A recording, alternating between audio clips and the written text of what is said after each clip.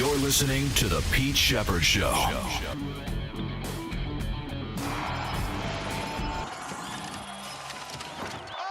good to be back. 2-point game, 9.8 left. Oh, loose ball, Giddy, the steal, right for the lead. Yeah! Big time plays, big time plays. Kobe, Blake, Sub-Zero. Bang. Doncic took the final shot before that. Here's Reeves. Reeves straight to the cup, lays it in to take the lead. Bulls are out of timeouts. 2 seconds left. Giddy for the win.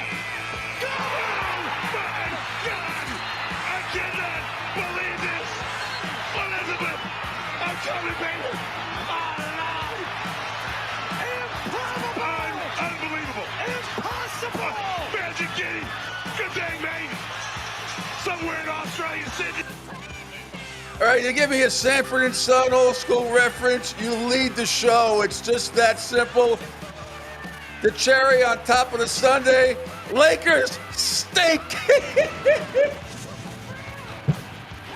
Whee! There isn't anything that could happen today, even in my golf game later this afternoon, that could make me feel any better. I mean, nothing's dragging me down today. I'll just keep that highlight with me. I may even set it as a ringtone. Good morning, everybody. Welcome to the Pete Sheppard Show here on a Friday, Freaky Friday on the Coastal Sports Network. How's everybody doing today? Thanks for following me across the video platform on Twitter X at PShep326. On Facebook, by the way, we're going to play the video in a second. It's more fun when you see it on video. Our Facebook page is on the Coastal Sports Network and the Pete Sheppard Show as well. On my Facebook page.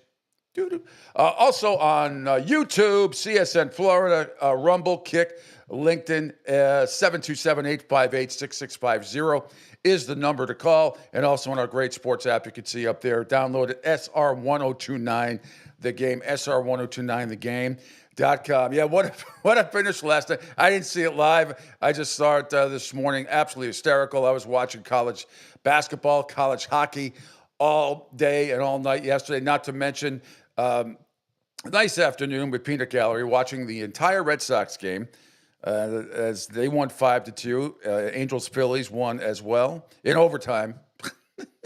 That'd be extra innings to you and me. We're talking Major League Baseball.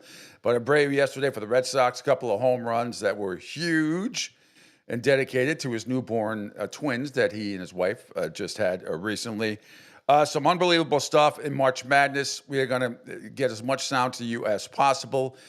We've got coaches still, Kevin Willard at Maryland and Bruce Pearl at Auburn, still talking about the transfer portal and all that stuff. We have all of that. College hockey last night, my friends from Minnesota, I freely admit it, you got screwed. There is no question about it. I'm happy for UMass that they won, another Hockey East team, as they beat Minnesota in overtime. But, Angel, when I play the video, it was a blatant trip on UMass over the middle. It should have been a penalty on the Minutemen in overtime. And not to say that Minnesota was going to absolutely score, but certainly would have given the opportunity. But right after the trip happened, UMass came right down the ice about 10 seconds later and put it in for the game winner. But the Gophers, I feel for you. That was a shit no call. It should have been called. It was a blatant trip. I know my buddy Dave, who I'm playing golf with today, is going nuts because he's a UMass grad.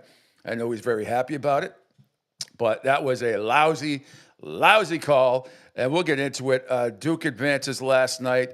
Thriller. Boy, it's too bad John Calipari's team, the Arkansas Razorbacks, they blew a 16-point lead in the end. If it didn't stay up, Texas Tech won in overtime, 85-83.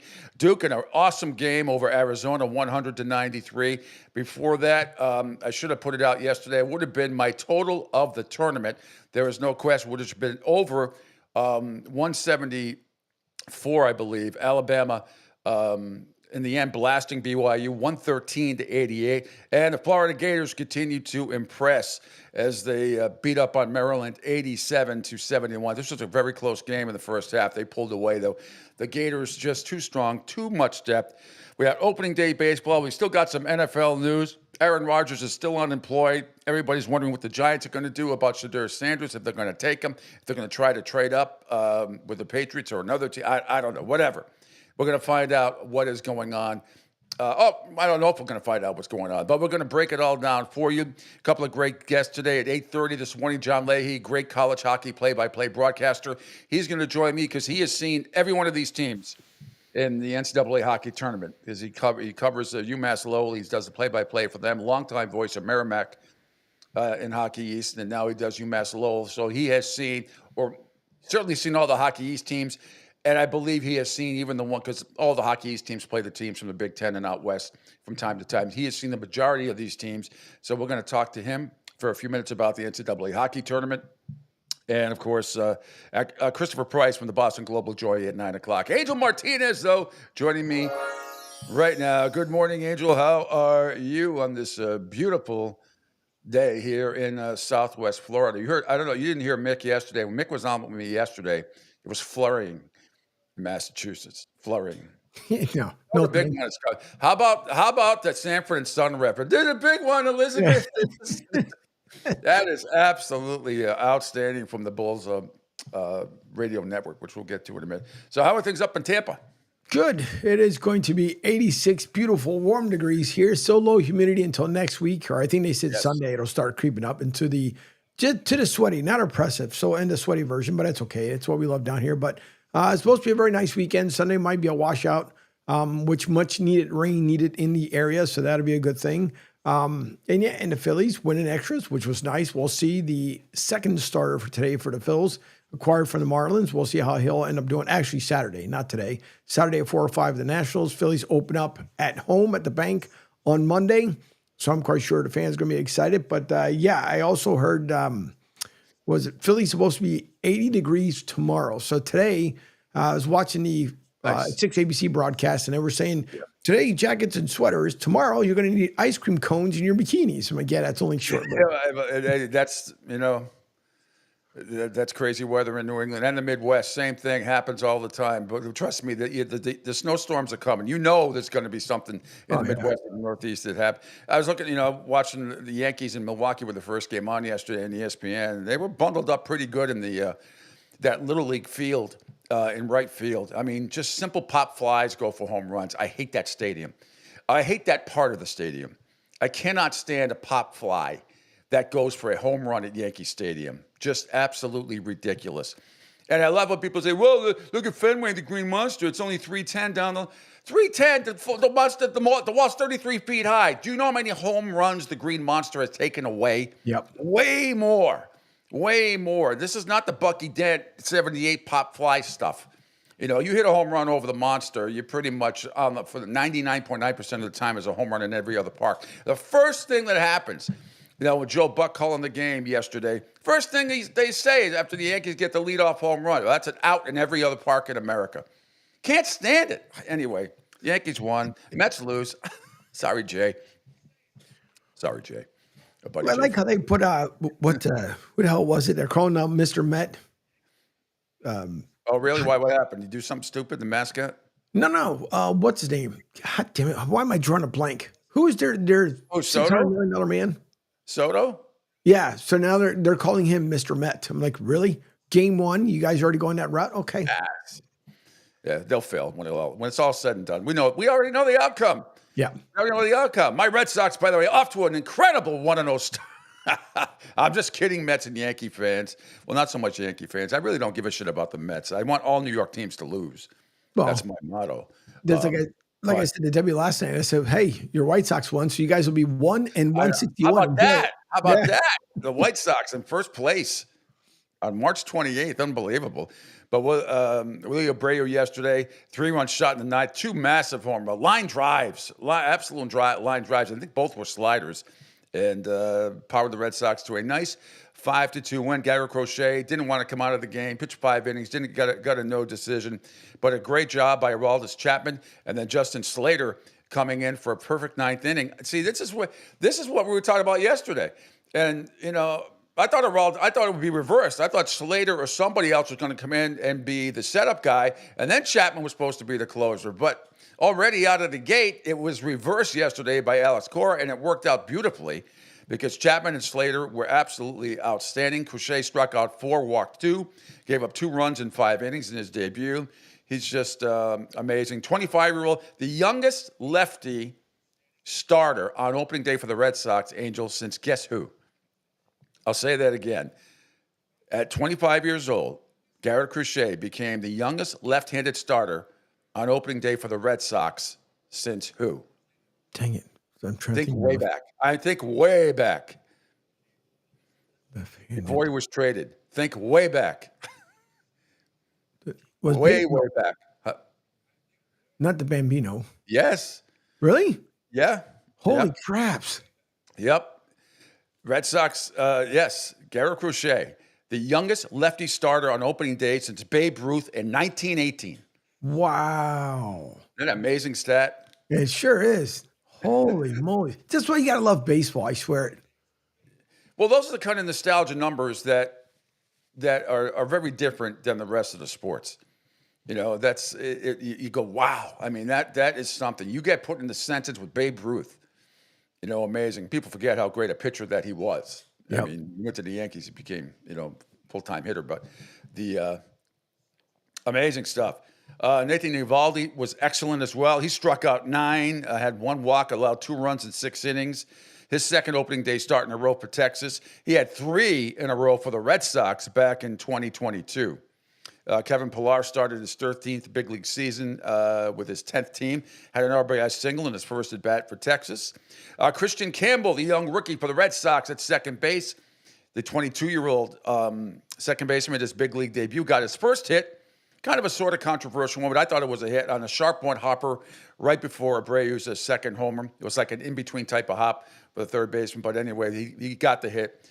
Eovaldi's 9 strikeouts, by the way, matched the most by a Texas pitcher on opening day. First 5 came when the Red Sox batters swung and missed on basically changeups and sliders at 76 to 78 miles per hour or curveballs. Now, the interesting thing today, Turner Houck, who has, after having a nice all-star season last year, has pretty much sucked in spring training, especially his last outing last week. He gave up like 10 runs in 2 2/3.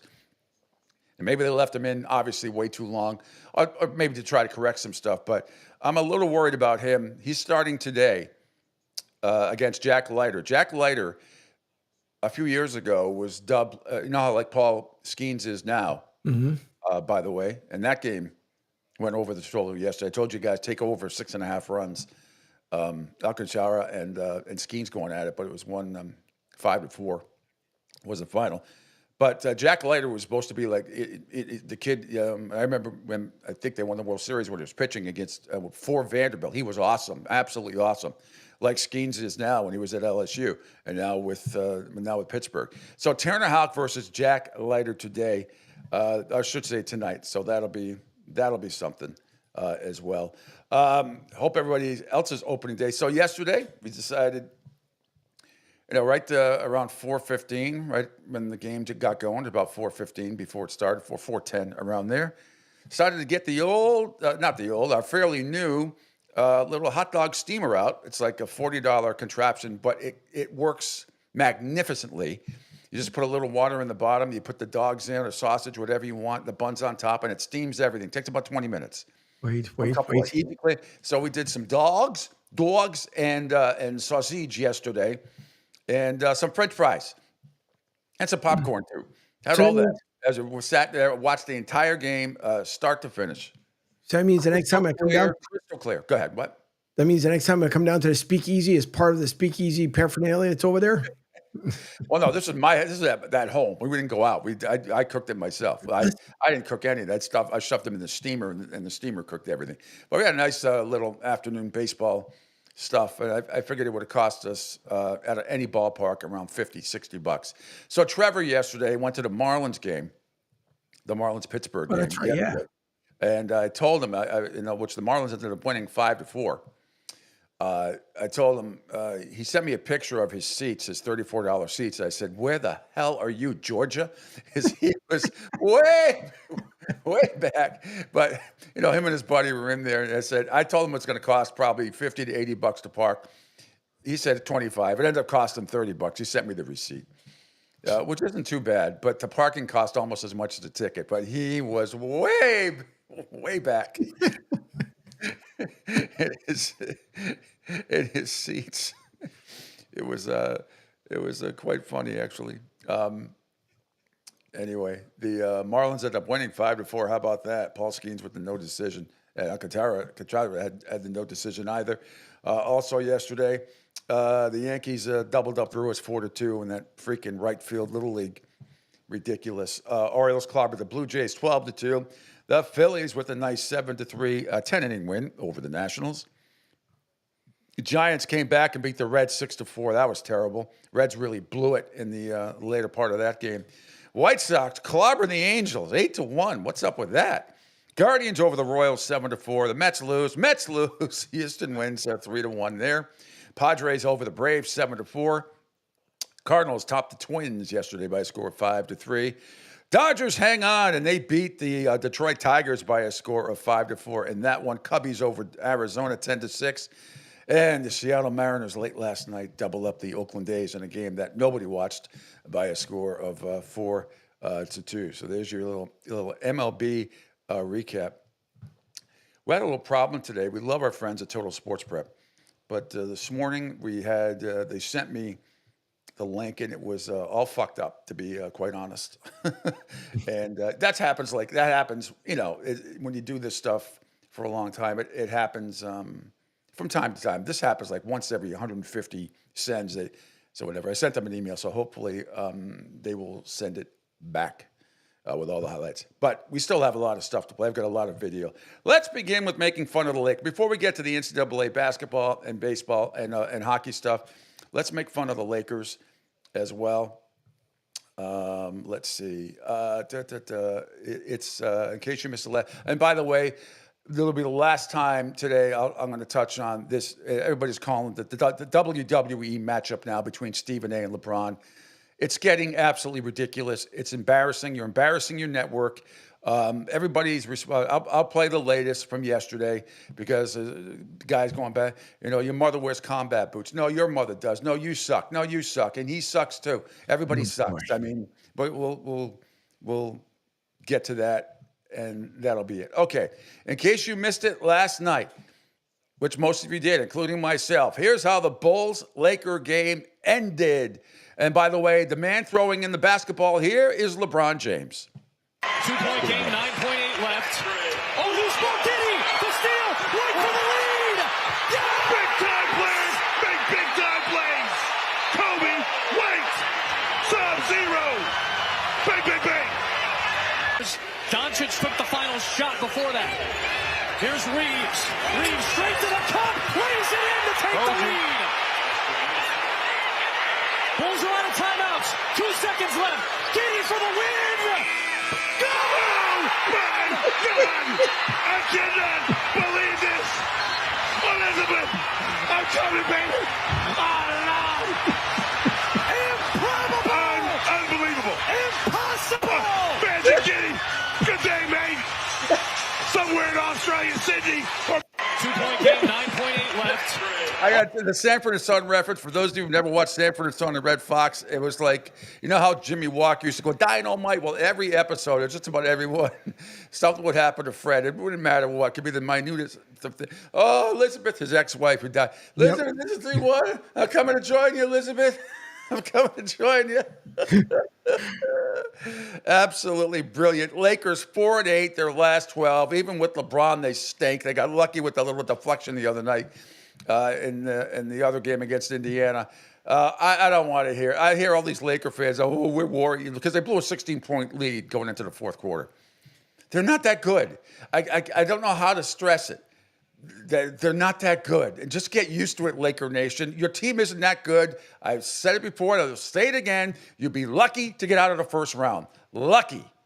You guys don't play defense when you need to play defense. There's still questions about Luka, and as great as he can be. Go watch the fourth quarter of that game. It's I'm telling you. And I went back and watch some of it this morning. And anyway. I'm glad they lost. The great part about it at the very end, obviously, when they bring in the shots of the guys running across court there, it looked like a high school team. You tend to forget the Bulls have kind of put themselves a team together as they continue to rebuild. But It's always so freaking good. But I agree. The whole thing between LeBron and Stephen A. It is becoming like very immature and very silly. It's WWE-esque. Okay, let's get to it. Let me see. Who do we want to do first here, Bob? Let's go with the one. I have one, and then I have one from Michelle Beadle on the Run It Back podcast that she had too. But let's go back to right under the show, Angel. And I retweeted this twice under two different headings, so I apologize. But let's go right under the show. Oh, by the way, John Tortorella got fired yesterday, right at the end of the show, for the Philadelphia Flyers. I want the Bruins to hire him immediately. We'll get to some torts, a torts montage after some of his great stuff over the years. He's really colorful. Anyway, okay. Here's it's the second one under the show, Angel, and Brian Windhorst on LeBron James. And let me just set this up. LeBron James has been ridiculous, disingenuous. Stephen A. to a degree has, but this stuff about bullying Brian Windhorst is so childish. A guy we went to school with, who we covered in high school, has never done anything offensive towards LeBron James. The only thing offensive to me, maybe once in a while, he overprotects him. But that's okay. I understand that. He has never said anything about being best friends or about hanging out or anything like that. All he has said is that he's known the man or the kid since he was in high school. That's it. But LeBron went off on Windhorst unnecessarily. I'm sure.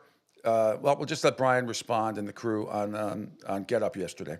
Wendy, so LeBron arguing that the coverage of basketball is more focused on all the drama surrounding it rather than the true essence of the game. Do you agree with what he said? I think there are times when the media is out of balance, and I encourage NBA players to hold the media accountable when they can, as long as they're okay with being held accountable by the media. I think at times our big challenge in really the game in the modern era is to find that balance.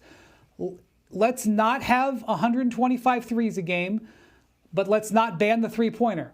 Let's have a balance. When people talk about the game of basketball, they want to talk about the drama. They want to talk about the X and O's. But I'm telling you, if you do a full show that's all X and O's, that's not going to be any good either. You'll have basketball coaches who want to do it, but if he sits down with Steve Nash and all he does is an X's and O's for an hour, people aren't going to like that either. So I would just say, let's have better balance. But people like the drama. People like the rivalries, and people like looking at why Luka Doncic has trouble defending Tyrese Halliburton in an ISO situation, which was about the way last night went as well.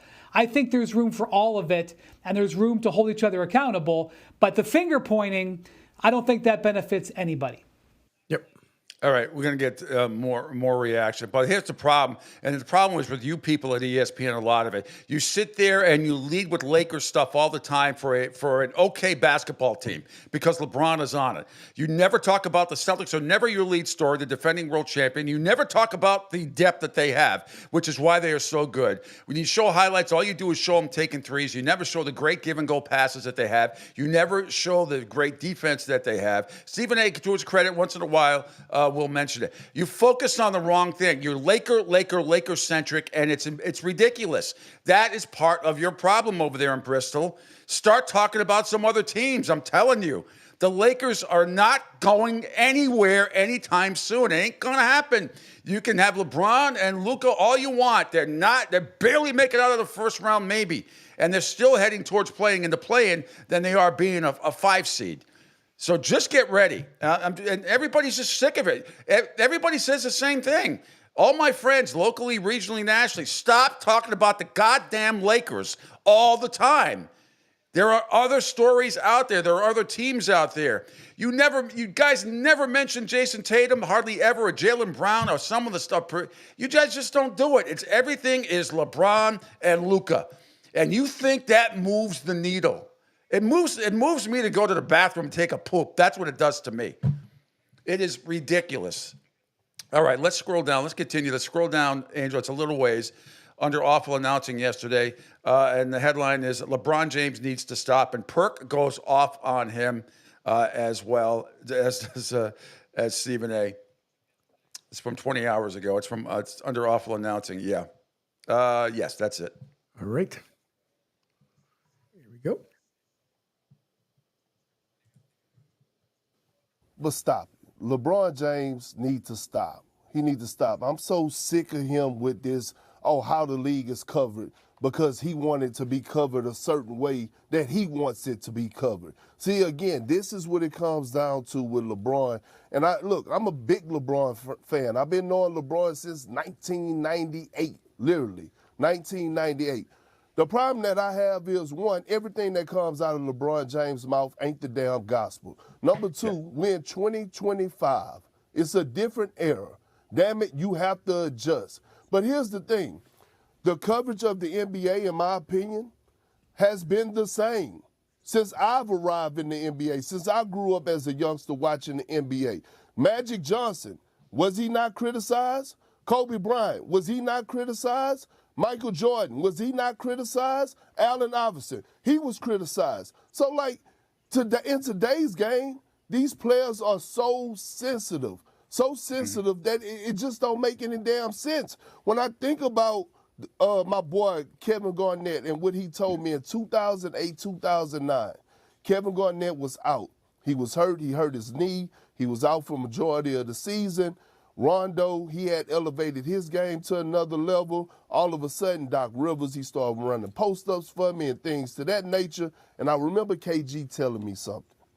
He said, Pert, just like your big ass run home and turn on ESPN when you have a good game, keep that same energy when you have a bad game and use that fuel to go out there and prove people wrong, right? This is what you sign up for.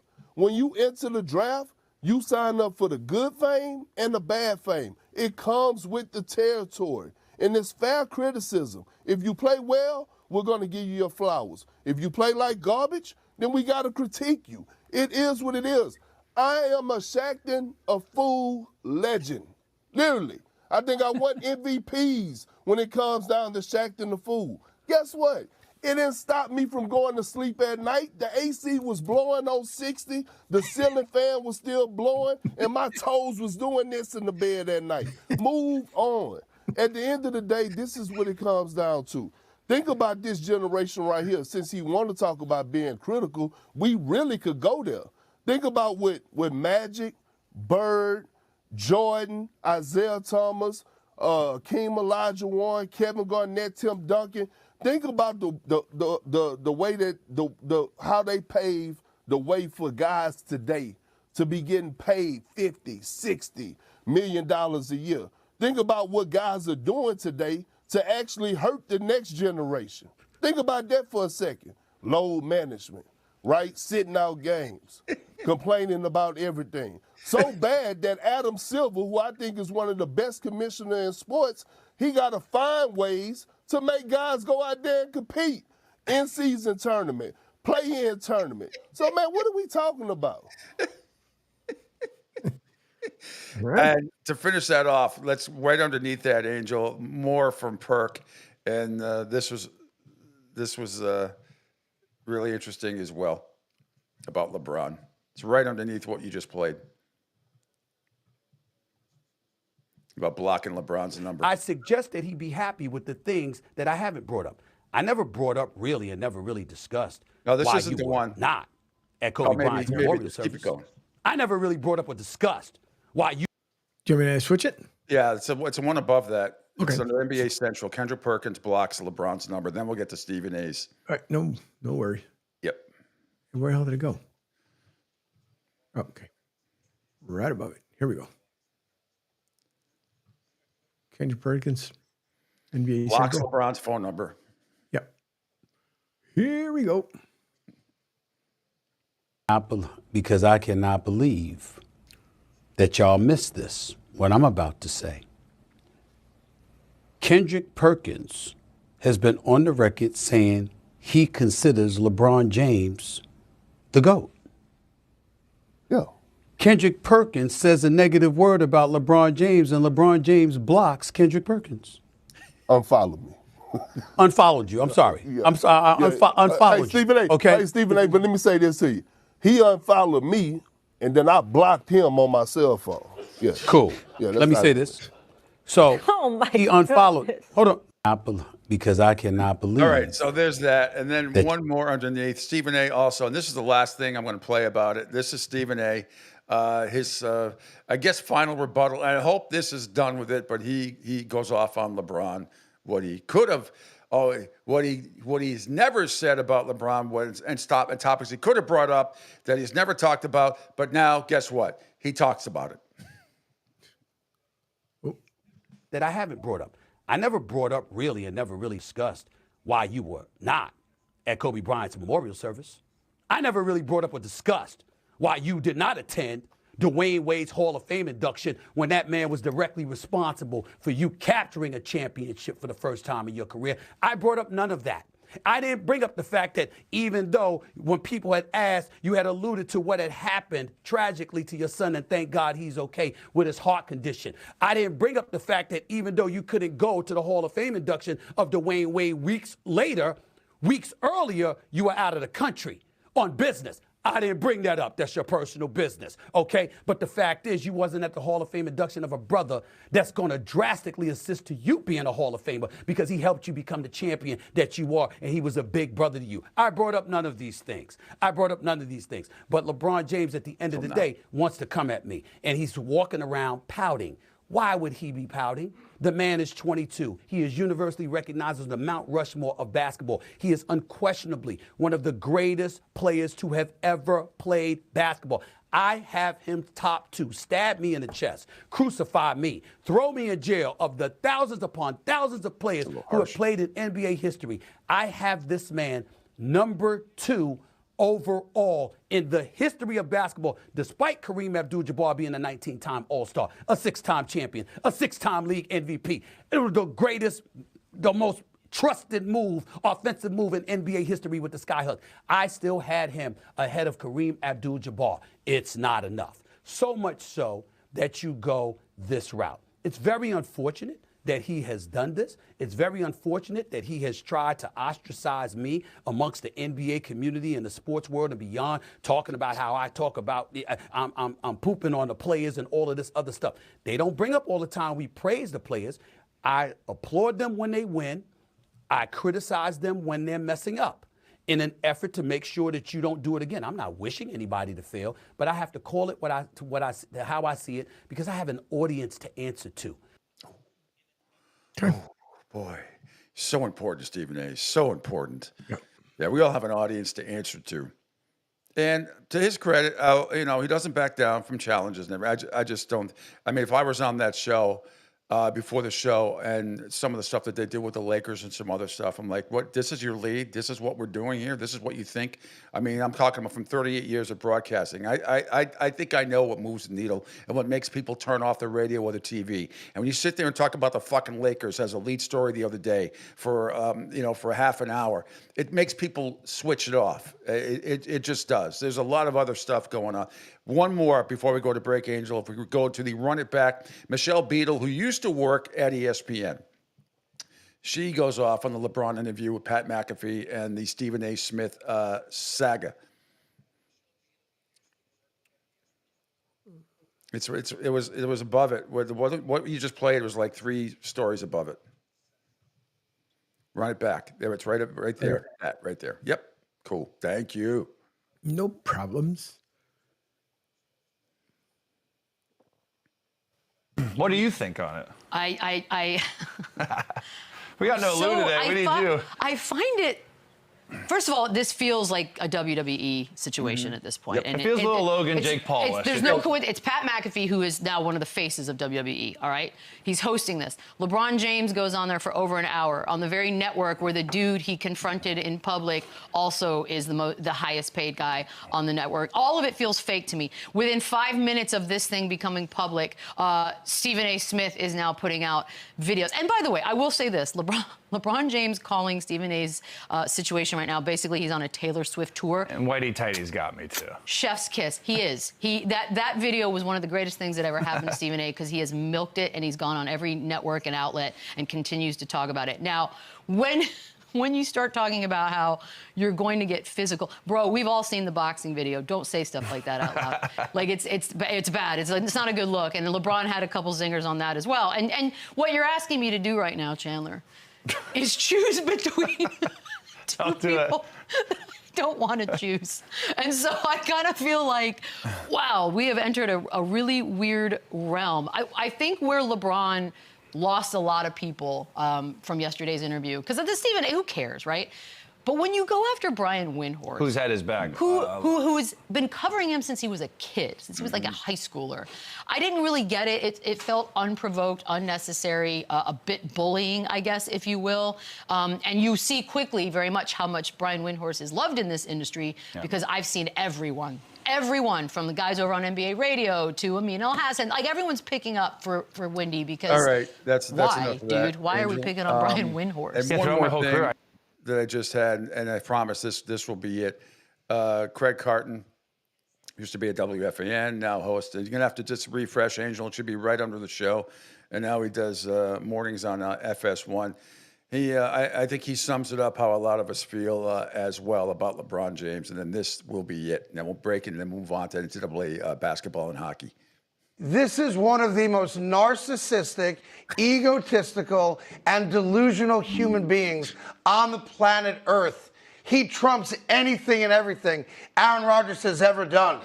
For him to suggest that the only reason he has no relationship with Michael Jordan because he's still playing, he doesn't have a relationship with Michael because Michael doesn't like him. Period. Stop. Michael Jordan had great relationships with active players, most notably Kobe Bryant, while he was still playing. So the fact that he has convinced himself that Michael doesn't take his call or call him because he's still playing, like Mike is somehow competing with himself in comparison to LeBron James is... like, that's crazy talk. Well, but the other guys, the other guys that he would have a relationship with were not guys in conversation to be the GOAT. I don't think Michael Jordan's worried about the GOAT conversation. Never has been, never will be. I'm not going to say that part. That's so delusional. Yeah, absolutely.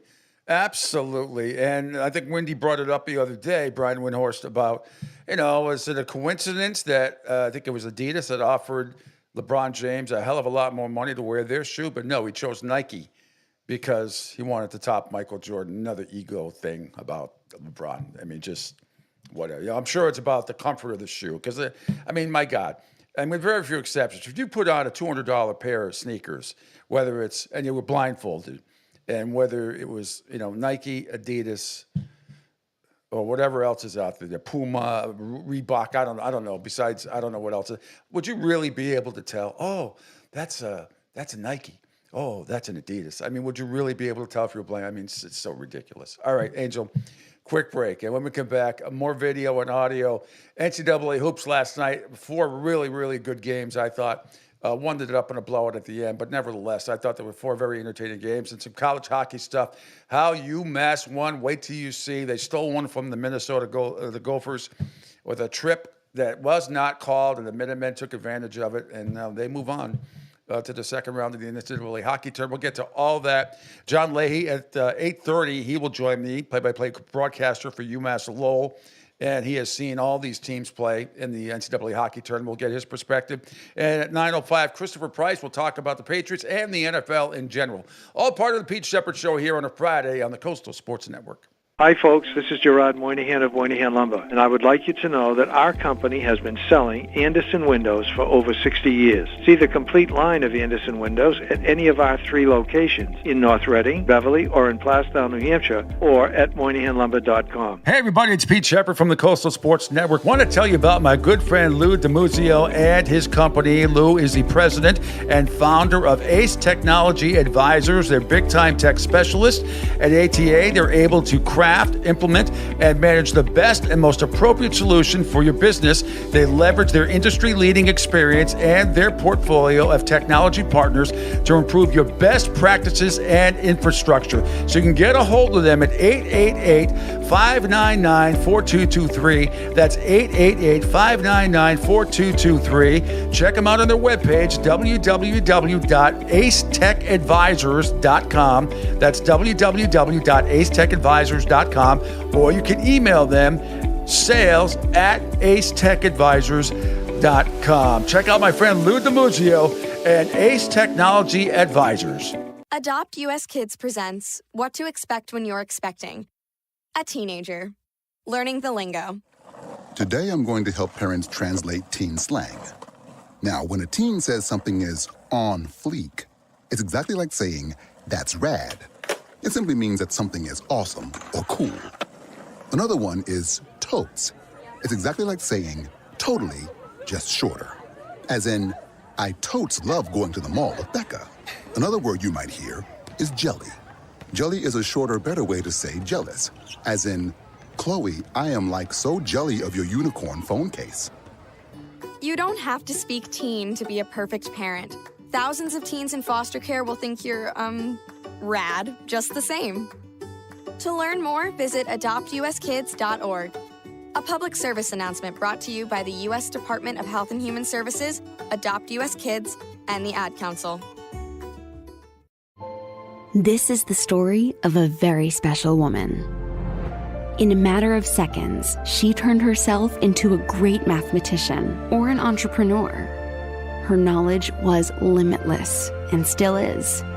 She could also make monsters disappear, especially those that lurked in the shadows under the bed. Once, this woman put back together a teenage girl's broken heart, which had been shattered in 1,000 pieces, just by giving her a bear hug. She masqueraded as a regular person at work, but as a superhero at home. Everyone knows her as Gabriella. I still call her Mom.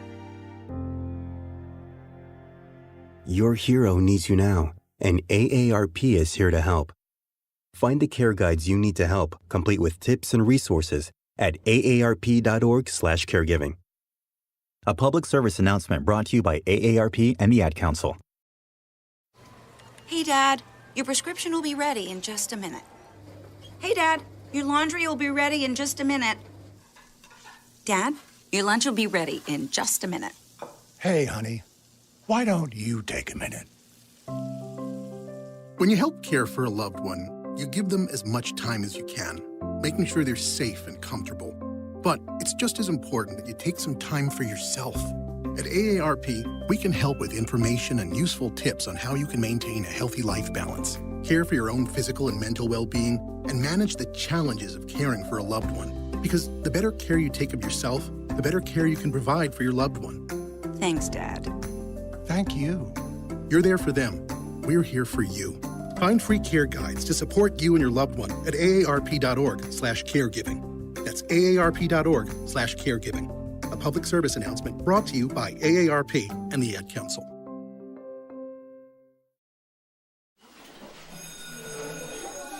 All right, class. Let's hear what everyone did this weekend. Jill? Well, I raised my older sister to a big oak tree. It was at least 100 years old. My mom said I must have set a record or something. And then we went down by a stream and perched up on this huge rock and saw all of these little minnows swimming around way below us. And then I rescued my little brother from an evil slug king who was guarding him at the bush fortress. And my sister and I brought him back to our super twig fort for safety. And then we all laid out and told stories until it got dark. And the Big Dipper led us all the way home. Wow. Awesome. Where were you, Jill? Yeah. We went to the forest. It's not that far away. Anyone want to come this weekend? Ask your parents to take you and your friends to the forest this week and find the fun, adventurous you. It's closer than you think. Check out discovertheforest.org. Brought to you by the U.S. Forest Service and the Ad Council. The Pete Sheppard Show. It's fun for the whole family, if it's dysfunctional.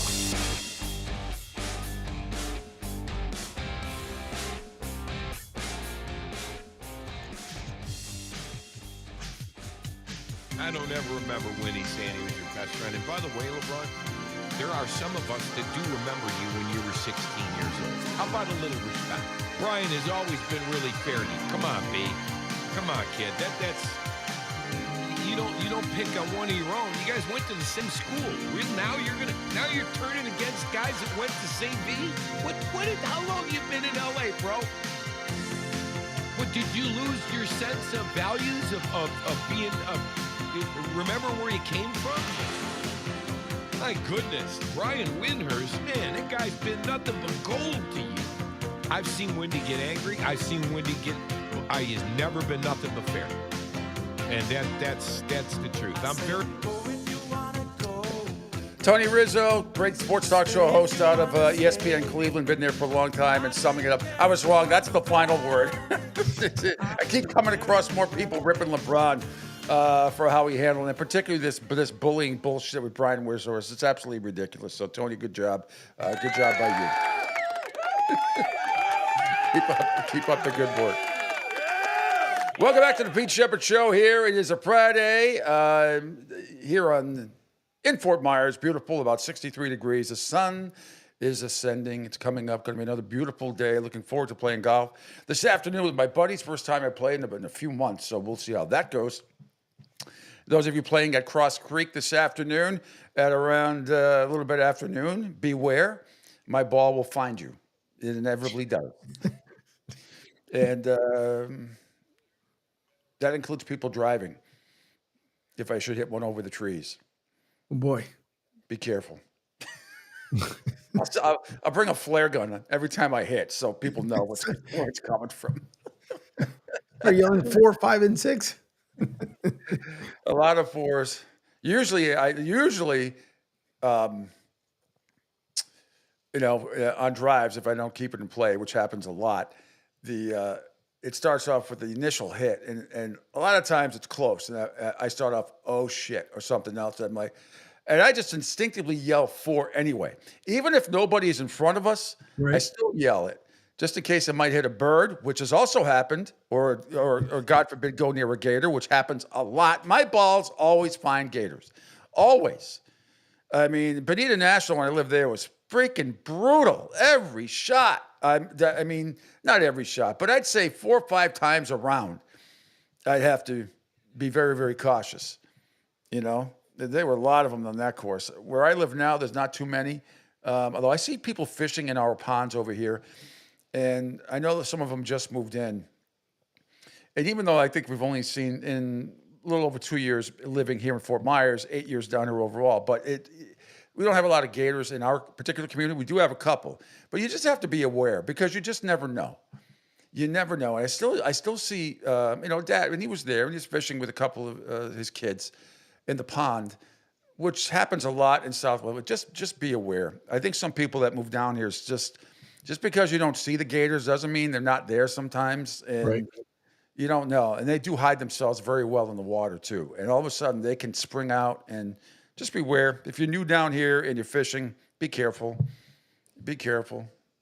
There's nothing you're going to eat out of those ponds, by the way. You're going to, most, and people know that. They throw it back. But anyway, that's my little gator speech. So I'll bring a flare gun when I hit today, and just be careful. Let me see. Did we get our other? Hang on. Hold on. Processing. Yes. Hold on.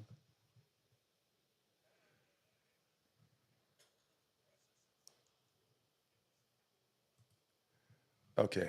Let me just try this really quick, Angel. I'm going to see something here. Sure, go ahead.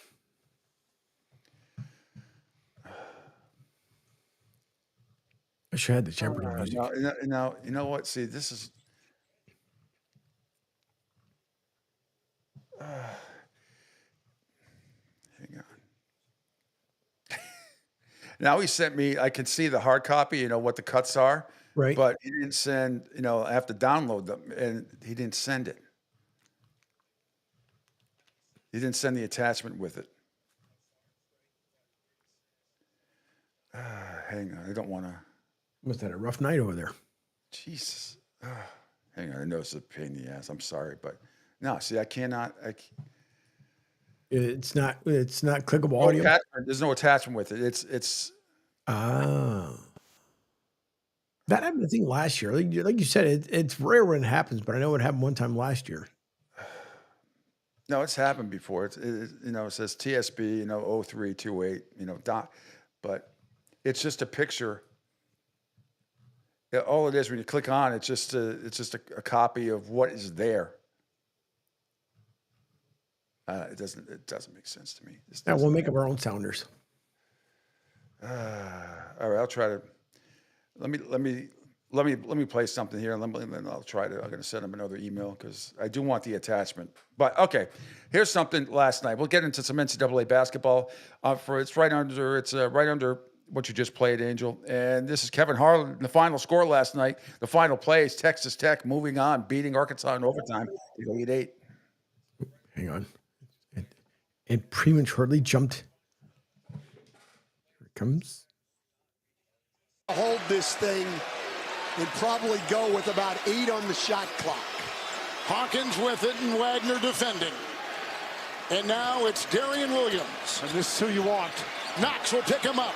Williams corkscrews up, off, and down! It's a 2-point lead. Final seconds. Wagner with it. Driving on Hawkins. Firing off. Texas Tech has won.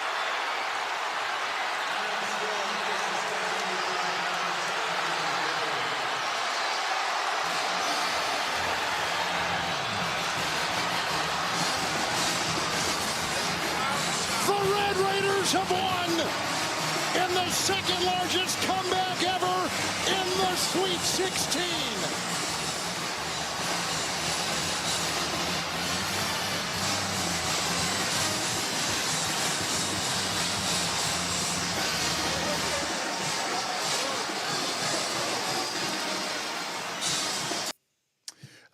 Yeah, what a game. Great call, Kevin Harlan, one of my favorites in the biz. Texas Tech beat Arkansas 85-83, as you just heard. Outstanding. They were down, the Red Raiders down by 16 points last night. Darian Wilson was not having a great night at all for the first 30 minutes, but he didn't miss when it mattered the most. Hear that, Rick Pitino? That's why you don't have the Big East Player of the Year on the bench in the last 5 minutes. Learn a lesson from Texas Tech last night. And Williams had the go-ahead bucket, as you just heard, 7.3 seconds left in OT after tying the game with a three-pointer in the closing seconds of regulation, and Arkansas wins. They're moving on 85-83. Elsewhere last night, it was Alabama over BYU, 113-88. The Gators moving on. My pick for the national title, they beat Maryland 87-71. Duke over Arizona by a score of 100-93. Let me see if I have other NCAA highlights. Well, let me see. No. Okay, so let's go to some of the coaches here, if we can. Angel, I want to scroll down to first. Let's scroll down to Bruce Pearl. It's under CBS Sports College Basketball. And your season was over at the beginning of March. That's the headline there from Bruce Pearl, head coach of Auburn, and they will be in action tonight.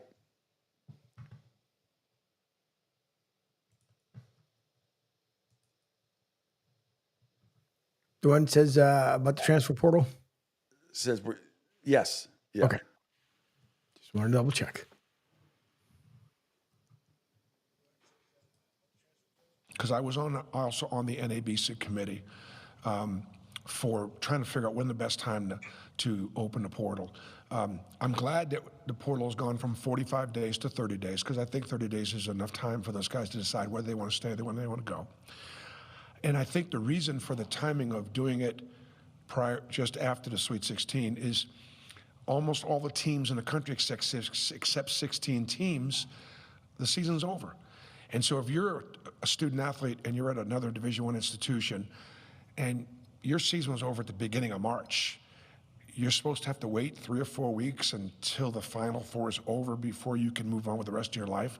So I think the National Association of Basketball Coaches kind of looked at it and said, hey, what might be best for all the student athletes when we decided to kind of do it at this window. Yeah, it's a little inconvenient for 16 teams, but these other student athletes need to be able to figure out what's going on for the rest of their lives. All right, there's Bruce Pearl. Interesting stuff from him. Also, he resent it, and it's still not. It's really pissing me off now. Now it's pissing me off. I don't understand how. I don't get it. It's not the thing isn't attached, but I'm going to forward it to you, Angel, and see if I'm missing something here. I don't know. Okey-dokey. I don't know why. Just I'm sending it to you, and maybe during the next break we can figure it out here. Because I don't understand. There's no attachment for the audio. It just has it's like taking a picture of a screenshot. I just sent it. There's nothing here to click onto. Anyway, all right. I apologize. All right, so that was Bruce Pearl. Let's scroll down a little bit now, and two under that is Kevin Willard, head coach of Maryland. On his future, there's rumors he might be going to Villanova. Is he not going to Villanova? He's staying at Maryland. Here's Kevin Willard on his future. Oh, this shall be interesting. So I have not even. No, I don't know what I'm doing. I'll just be honest with you. I haven't talked to my agent. I haven't talked to my wife. I made a promise to this team that I was gonna just focus on this team, and that's all I've done. So I haven't talked to anybody. It's right now my biggest concerns in life right now. I don't know who my boss is going to be. It's the guy that brought me here, who I really liked and appreciative of him bringing me to College Park, is not here anymore. And I don't know who we're going to hire. And that's, as in today's day and age, that worries me a little bit, I'm just being honest. My honesty got me in trouble. Might as well keep getting me in trouble. So this is going to be a family decision. I love College Park. I love Maryland, but when you're at this point in your career and you're looking at things, I have to take everything into consideration about what's moving forward. But I have not even talked to anybody, so I don't know what I'm doing. Really, really interesting. And once again, you wonder why kids transfer. This is another example of, I get it. It's a tough decision. Maybe it's not. Maybe it's for the people in Maryland. They're pissed off right now. There's reports he's going to leave for Villanova. There's reports that he's going to stay. So I don't know what to believe. But as usual, it's the quote unquote the kids that suffer. All right, Angel, we're going to take a quick break. You check out that file, see if I missed something. I got it. You do? See, I got it. You got did you see? Did I miss something as far as downloading? So if you go, if I click it on. Okay, not the first one. That shows the G up there where it says TSP03. There is another one on the bottom that says one attachment. Do I click it on first though? I don't have that. It just says T. Really? Hang on. I got it because so you should have take two. I'm looking. Yeah, because it right below. Three. Yeah. Hang on a second. No, that's what I see. All right. Yeah, so if I click it on, it comes up TSP 032825 doc. There's no I don't see any attachment. See, I have it like for example. Let me bring something up here just to see before going to the break. We haven't talked about I am determined to get this done. Yeah, no problem. But I don't want to bring up the basketball yet because you haven't talked about it. So let's. I don't care what you bring up. I want to know why I can't find the goddamn link. Oh, I'll have to send you It shows well, let's take a break. The stuff that is, it's like a screenshot, but there's no link to download it. You found a link to download it? Yeah, if you go right under, so you'll see where it says the first one. It has the Google mark. And then it shows like 032825. It says then right below it, you should see the actual document. Then if you click on the document, it should open up. That's the way it did it for me. Yeah, the document opens up, but you can't play the sound. You have to download. That stuff always happens. You get that. That's just a preview. You can't you cannot play any of the sound from the document. It has to be downloaded. Well, let's see if this one ends up playing. Then we'll see if it actually works or not. Before we go to break here, this is from the NFL, from the Carolina Panthers. Head coach Dave Canales last year talking about his preferred backfield rotation. This is courtesy of the Carolina Panthers. And we'll see if it's processing. Processing. I can't even get it. I don't get it. I don't get it. It's not happening for me. I don't hear anything. You don't hear anything? No. It's playing. Nope. Don't hear it. Nope. Okay. I can't get. Did you hit control? Like this is a little behind the scenes. Yeah. So I can't do that because it's no document. It's got no document. It says it. There's a picture of it, just like it says. It has, sports gold audio, that kind of stuff. And then right underneath it says TSP 0388, but it's not downloadable. Okay. Well, let's take a break. And then I'm going to do a little video thing explaining to you really quick. And then by the time we come back from the break, maybe it'll be ready for you on your side. Okay. All right. Let's do that. All right. Pete Sheppard Show, Coastal Sports Network. All this bullshit will cease to exist in a few minutes. And we'll be back after this. Hi, folks. This is Gerard Moynihan of Moynihan Lumber. And I would like you to know that our company has been selling Anderson windows for over 60 years. See the complete line of Anderson windows at any of our 3 locations in North Reading, Beverly, or in Plastown, New Hampshire, or at MoynihanLumber.com. Hey, everybody. It's Pete Sheppard from the Coastal Sports Network. Want to tell you about my good friend Lou DiMuzio and his company. Lou is the president and founder of Ace Technology Advisors. They're big-time tech specialists. At ATA, they're able to craft, implement, and manage the best and most appropriate solution for your business. They leverage their industry-leading experience and their portfolio of technology partners to improve your best practices and infrastructure. So you can get a hold of them at 888-599-4223. That's 888-599-4223. Check them out on their webpage, www.acetechadvisors.com. That's www.acetechadvisors.com. Or you can email them, sales@acetechadvisors.com. Check out my friend Lou DiMuzio and Ace Technology Advisors. Right now, our country feels divided, but there's a place where people are coming together. I gotta tell you, I was nervous to talk to someone so different than me. Me too, but I'm glad we are. Love Has No Labels and One Small Step are helping people with different political views, beliefs, and life experiences come together through conversation, and it feels good. Wow, your story is so... Interesting? Yeah. When people actually sit down, talk, and listen to one another, they can break down boundaries and connect as human beings. At lovehasnolabels.com/onesmallstep, you can listen to amazing, life-changing conversations and find simple tools to start a conversation of your own. I know one thing. This conversation gives me hope. It gives me a lot of hope, too. Take a step toward bringing our country and your community together by having the courage to start a conversation at lovehasnolabels.com/onesmallstep. A message from StoryCorps, Love Has No Labels, and the Ad Council. People do some pretty cool things in their 40s and 50s. Why should saving for retirement be any different? I mean, they go back to college, learn new instruments, start skateboarding. Whoa!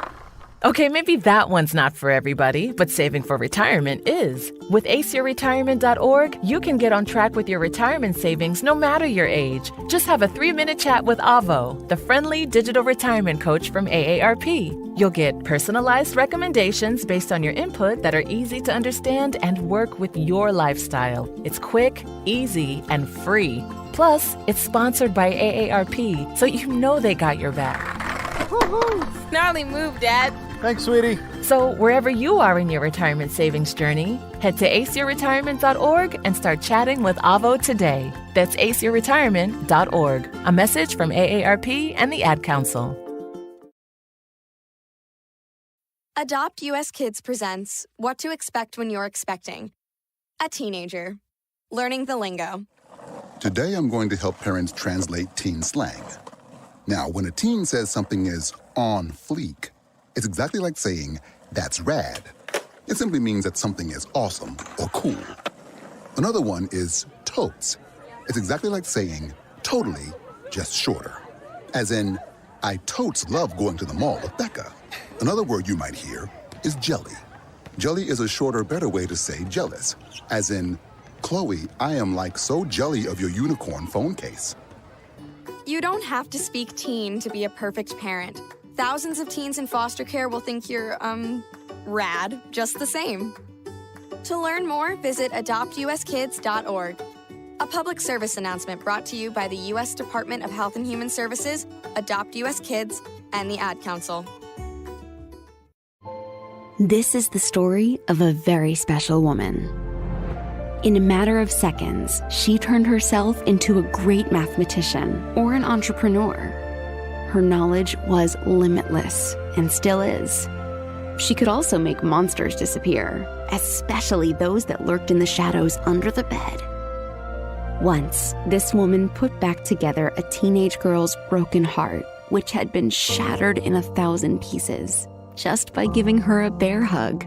She masqueraded as a regular person at work, but as a superhero at home. Everyone knows her as Gabriella. I still call her Mom. Your hero needs you now, and AARP is here to help. Find the care guides you need to help, complete with tips and resources at aarp.org/caregiving.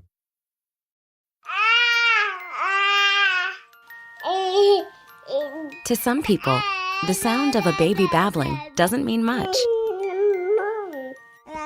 But that's not necessarily true. By 6 months, they're combining vowels and consonants. By 9 months, they're trying out different kinds of sounds. And by 12 months, their babbling is beginning to take on some meaning. Especially if there's no babbling at all. Little to no babbling by 12 months or later is just one of the possible signs of autism in children. Early screening and intervention can make a lifetime of difference and unlock a world of possibilities. Take the first step at autismspeaks.org. A public service announcement brought to you by Autism Speaks and the Ad Council. The following is made possible by Dad. Why was the basketball court all wet? Because the players kept dribbling all over it. The dad joke. Corny, grown-worthy, but also one of the simplest ways to share a moment with your kids. Why do you have to be careful when it's raining cats and dogs? Because you might step in a poodle. And kids that spend more time with their dads grow up to be smarter, more successful. Can I tell you a cat joke? Just kidding. And, with any luck, funnier adults. Why didn't the skeleton go to the dance? Because he didn't have any body to go with. Dad jokes rule. So take a moment to make a moment and give your kid a laugh. It's as easy as going to fatherhood.gov. Brought to you by the U.S. Department of Health and Human Services and the Ad Council. That's really funny.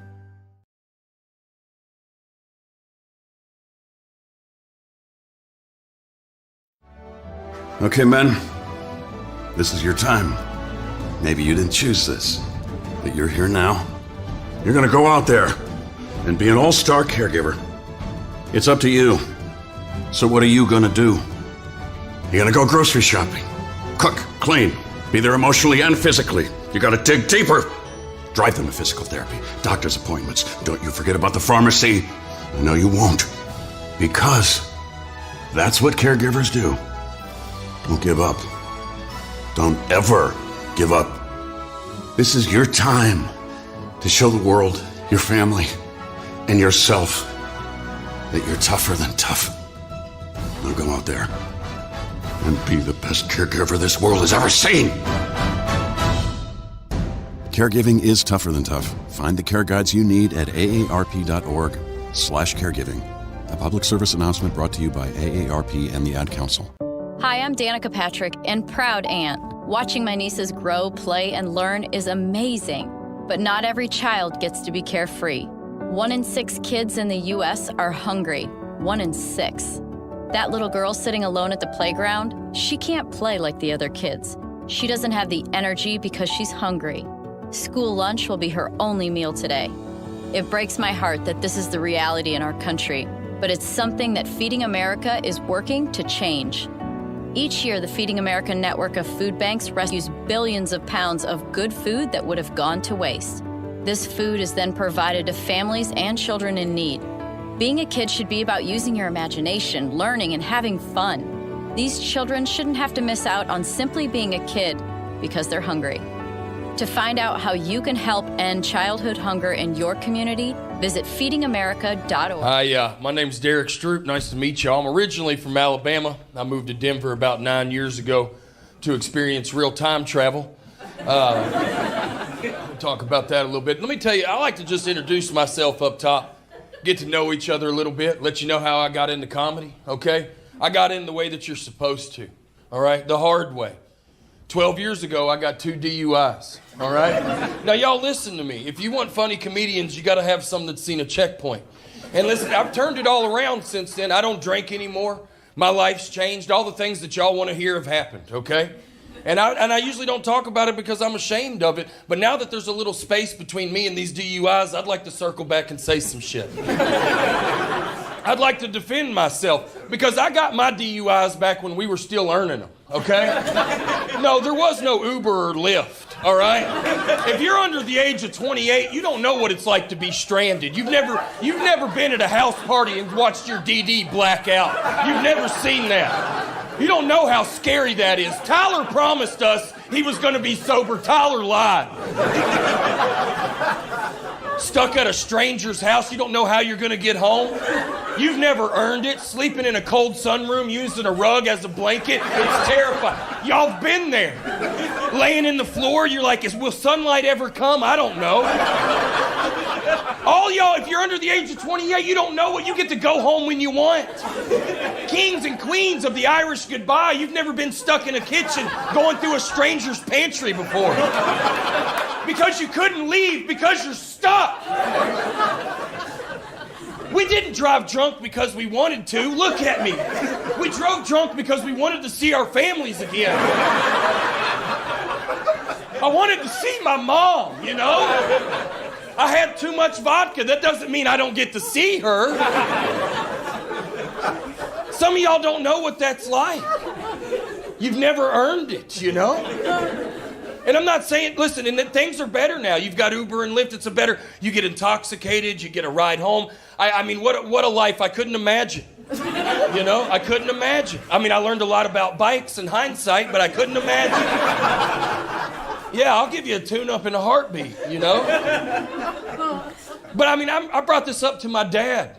I brought it up to Bill. And if you listen, I was raised by Bill. If you know one Bill, you know every damn one of them. Y'all know Bills. They love Lowe's. They can't believe not everybody tucks in their shirt. And I asked him, because he used to tie one on back in the day. Back in the 70s, Bill used to have a good time.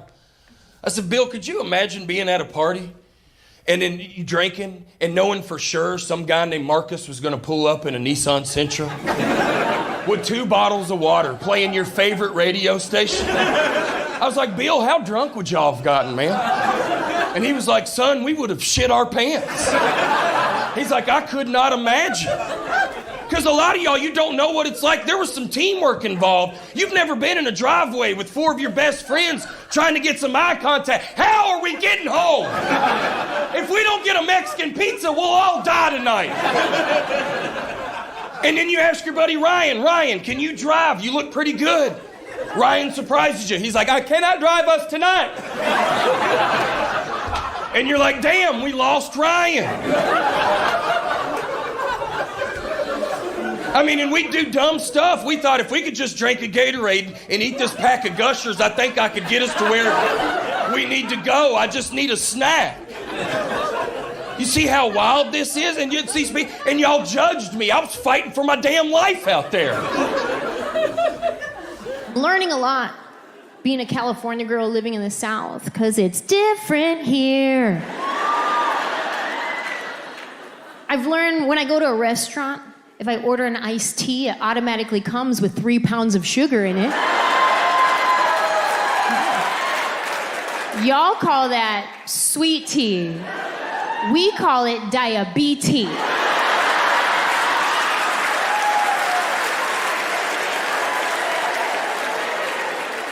Learning a lot. Very simple things. Like when I'm in Los Angeles, if I go to a store and they're like, can I help you find anything? I'm like, I'm okay. And if I'm feeling really friendly that day, I'm like, I'm okay, thanks. That's it. That's where it ends. Then I got to Nashville. I'm at TJ Maxx one day. I can hear the ladies in the row next to me. Can I help you find anything? I'm all right, but thank you so much for asking. It's my pleasure. It's a beautiful day outside. Yes, it is, but they say it's gonna rain about 3 o'clock. Make sure you get home before the traffic is gonna be a mess. Bless your heart.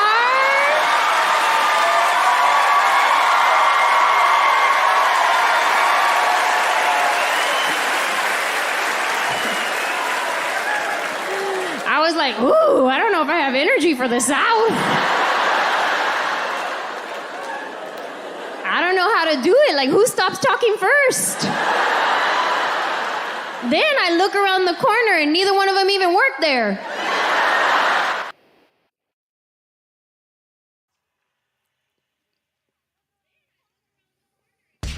The Pete Sheppard Show. It's fun for the whole family, if it's dysfunctional. Yeah, dysfunctional. All right. I think I got it. Still doesn't look like it always does, but nevertheless, I just got something else from our friends over at Total Sports Prep. So let me just play this, Angel, real quick, little experiment here. Let's just see if this just comes over the right way. Okay, you can hear that. Parachuting in. Condon swats it. The other way, Richard. In the side now, it goes to Aberdeen. 7.5 to go. Defending Gillespie. Squeezes the trigger and puts it in. Okay. It's still, I see it's not as fluid on my end as it usually is. But anyway, nevertheless, we are back. Welcome back to the Pete Sheppard Show here on the Coastal Sports Network. By the way, the CD Lamb celebration has been banned by the NFL. Did anybody know that? Bottom of the hour coming up here. John Leahy, great play-by-play broadcaster in college hockey. We'll get to that in a second. Hang on, Angel. I got to reset something. Talk to me. Give me 2 seconds. All right. Well, we hope that everyone has an enjoyable weekend coming up here, as we had a couple extra commercials that we played for you guys. But we hope that you guys have a good weekend, no matter what you're doing, whether you're up in the Northeast, Midwest, out on the left coast. We hope that everyone has an enjoyable weekend. And with that, welcome back, Pete Sheppard, to the Pete Sheppard Show. Oh my God! All right, I'm just setting. I had to restart my computer. I had to do a whole bunch of stuff. I don't know if that was. It still looks funky to me, but anyway. Yeah, it's not the usual stuff that we end up getting. I think what probably happened was they probably messed up on the links, and so what they did was to send a hard copy that's not as fluent as we normally have it playing. All right. What he said. Exactly. Exactly. Meanwhile, yesterday, before we get to some college hockey, back to baseball. Abreu got it going for the Red Sox in the fifth inning, thanks to Ness and Dave O'Brien. Lou Merlone with the call. Processing. Yeah. High fly ball right field. He really tore into this one, and she's gone. First home run of the season for the Red Sox. It's Wilyer Abreu, who missed a giant chunk of the exhibition games, and he's 2 for 2 here on opening day. So go figure, and this one's 2-2. 1 for 20 in camp. It means nothing. It means nothing if you're raking in camp. It means nothing if you're not swinging it well. Later on in the top of the ninth, the game tied at 2. Abreu strikes again. And a 1-0 pitch to Wilyer Abreu. High fly shot deep into the alley. That's way back there. And that ball is gone. It is out of here. Abreu again. And the Red Sox break it open. A 3-run laser beam. Sit on this slider. Oh, you're throwing a bunch of them, Jackson. I can see you from the dugout, from the on-deck circle, and he just laid into this one. Yep, Red Sox win. They're opener 5-2. Moving on to Angels, Philadelphia Phillies. They had a lead, then they didn't have the lead. But let's go back to the top of the seventh. Bryce Harper. I would have known that. You would have recalled it? No, probably not. Out to right center field. That's pretty well hit. Going back on it is Young. It is gone! Home run, Bryce Harper. He does have another opening day home run. And the Phillies have just tied this game up at 1. Ups him to 6 opening day home runs. Like you said, Tom, first with the Phillies. NBC Sports Philadelphia there. Thanks for that call. And same thing with NBC Sports Philadelphia. Head to the top of the 10th, Angel. As Alec Bohm is due up. Bohm is 1 for 4. Line drive out toward left center field. That's a bullet, and it's going to split the gap and take a hop off the wall. Stott scores. Here comes Harper. He's going to score. It's a 2-run double for Bohm. And the Phillies have taken the lead here in the top of the 10th inning. 5-3 ball game. He scorched it. Oh, yes, he did. Phillies win. They had a couple more. Phillies go on to win 7-3 in extras against the Washington Nationals. Meanwhile, in Miami, maybe the highlight of the year, possibly, for the Marlins. I think that's the scouting report on Stowers, and that he likes to swing at the fastballs up in the zone. There's a swing and a line drive into the corner. Fair ball! A walk-off winner on opening day! Look at him come out of the dugout. It's the first walk-off in Marlins history on opening day, and it comes courtesy of Kyle Stowers. How about that? What a day. It's time to party. With all 50 fans. It was good. I mean, it was sold out yesterday because of the pitching matchup that they had. But thanks to FanDuel Sports Network. Now, even though I have the baseball package, Angel, here in Florida, I am not allowed to watch any Marlins games. I am not allowed to watch any Tampa Bay games. They get blacked out here. Because of that. So that's not that I'm going to watch Marlins games, but there's a bunch of Red Sox Rays games that if I want to see, I'm going to have to leave the facility to go watch. All right, finally got to, yeah. Hopefully on Monday this will be straightened out, Angel, because this is like on a Microsoft doc. It's just different. Anyway, we figured it out to a degree. We figured it out to a degree. Again, college hockey. We're going to talk at the bottom of the hour here on the Pete Sheppard Show on the Coastal Sports Network. Let me just get my stuff ready. For John Leahy, great play-by-play broadcaster. Okay, if we can, I showed you, we talked about earlier in the show, UMass and Minnesota yesterday. Angel, if we could scroll down, and it's it's under First Take. It's Dave Portnoy from Barstool Sports. He's got this. Oh, I'm sorry, no, that's Cornell. That's Cornell stunning Michigan State. Another Big Ten team bites the dust yesterday. It's right under the Bulls finish of the Lakers is that NCAA ice hockey. Here it is, UMass winning, and make sure you watch on the left side, the upper part of your screen, the trip that does not get called. And Minnesota should have been on a power play here. They got screwed in this one. Got to call it like I see it. As much as I want all my hockey teams to win, Minnesota got shit. Not that they might have scored on the power play. Maybe they would have, maybe they wouldn't have. But they should have had that opportunity for the Gophers. The Minutemen win the game. Here it is. Bit of the air. Don's Leschmilis moving in. On a backhand, Leschmilis score! It's got to be way before that. That's got to be way before that. That's at the end. You got to see the trip. You got to play it from the beginning. That was the beginning.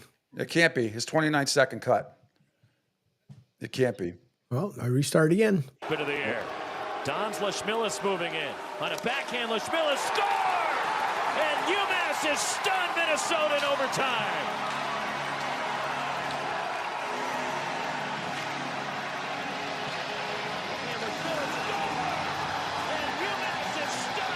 No, you're right. There's a better version of it. You got to see it because the trip is what it's all about. I'm trying to find it. I thought I retweeted it. Maybe I didn't. It's been that kind of Friday so far. And I blame me, no one else but me. But anyway, you'll see. If I find it, you'll see it. I'm sure John saw it last night. We'll talk about it. But UMass ended up winning there in overtime, winning 5-4. Boston University, they were down 3-2 as well yesterday. Let me see. Do I have that? I thought I had. That's Cornell. That is UMass.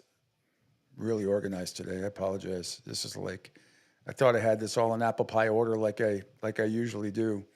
But no. Okay. Well, BU was down 3-2 yesterday, last night against Ohio State, and then scored 6 straight goals starting the second period and blasted the Buckeyes by a score of 8-3. Jay, by the way, was very happy. He tweeted some stuff out as well. So BU over Ohio State 8-3. Western Michigan, the Broncos beat Minnesota State 2-1. Cornell over Michigan State 4-3, and UMass over Minnesota 5-4. So 1, 2, 3 Big Ten teams go down yesterday, just like that. 2 to the Hockey East, 1 to the Ivy with Cornell, Big Red. So good stuff yesterday from there. All right, before John comes on finally, and there's John in a second, I do want to play, Angel, if you scroll down, John Tortorella was fired yesterday by the Philadelphia Flyers. I'm actually hoping the Bruins pick him up, but it's under missing curfew. And here's just some great stuff from Torts. This time with the Flyers, some classic stuff. Massachusetts guy, by the way. So here's Torts. Yes, today's practice we had 8D trying different things. I'm not sure what the pairs are going to be tomorrow. Let the kid play, please. Then ask me questions. You're not going to get shit out of me in a 30-minute practice. So let's get going here. A number of things we have to work on and try to get consistent at, but one thing we do have is balls. Plays when and not doing the things that maybe you guys did really well. Are you the same guy I talked about? Did I go at you I'm not answering any of your questions. It's a dumb league. I know he scores on the penalty shot, but Morgan's I'm not answering your questions. Disappointed that he didn't make the All-Star team tonight? They announced the I team. don't even worry about that shit. The way the whole game, the whole weekend, I don't even watch. John, how do you think the power play adjusts to changing personnel? Somebody that's typically on the unit isn't there. What? It's a young, dumb league. There are so many more mistakes made now in our game than back in the day. And you know, coaches, we've evolved. I think you have to, because I used to be that dot the I, cross the T, and almost forecast what the game was going to be before it was played. Now I think you need to allow them to live through some of those mistakes for them to mature. Hey, Don Sweeney, before you bolt, if you do, the rumors are you're going to be bolting to be the general manager of Team Canada. Hire this guy, or you or Cam, get together. It's what the Bruins need. They need a kick in the ass. It's been embarrassing to watch them play, being outscored 36-13 during their 0-6-1 losing streak. But we digress. Let's get more positive. My good friend John Leahy, one of the great college hockey broadcasters, what a great broadcaster, but a great college hockey broadcaster right now for the UMass Lowell hockey team, who just missed out in getting into the NCAA hockey tournament. It would have been 7 Big East teams and 9 New England teams overall. So far, so good. John, welcome. Thanks so much. I know you have seen almost not just the Hockey East teams, which you've obviously seen all of them. Some of these other teams from out west in the Big Ten and stuff, because they always cross-pollinate, so to say, during the regular season. Big Ten took a beating down yesterday. UMass, they still won away, John. They still won away. That should have been a trip. The Gophers got screwed. Not that they necessarily would have scored on the power play. Chalk went up for the Minutemen, but they stole that one. Referees missed that one. I don't know how they missed it, but they did. How are you? Pete, it's great to be here. Thanks again for the invitation. Always great to talk with you. You know, it was a long day of hockey yesterday. I watched every second of it between the laptop and the TV. Me too. And, you know, it was terrific. You know, happy for Hockey East that they were able to get 2 teams to advance. And, yeah, that UMass-Minnesota game was something. You know, Greg Carvel after the game said, hey, we didn't play our best early on. but we challenged them in the second intermission, and things worked out. And Pete, I think the practice of officials is they don't typically call anything in overtime unless it's really egregious. Well, that And, was egregious. Don't you think? I mean, that was a good swat at the shins, and it wasn't. I didn't think it was a flop or a dive or anything like that. I think the refs, not only in college hockey though, John, but in the NHL in general, it used to be that way. Nothing gets called in overtime. I think it's changed a little bit. I think, but that one yesterday was obvious to me. Yeah, I mean, I looked at it in a couple of different replay angles. I did see the contact. You could also make the argument that he might have blown a tire there. There was some contact, but at the end of the day, it's the officials' call that matters. But I was happy for UMass that they were able to get that done last night. Being a Hockey East guy, yeah, I'm biased, but it was great to see UMass. And how about BU? They got off to a terrible start in that game. Did.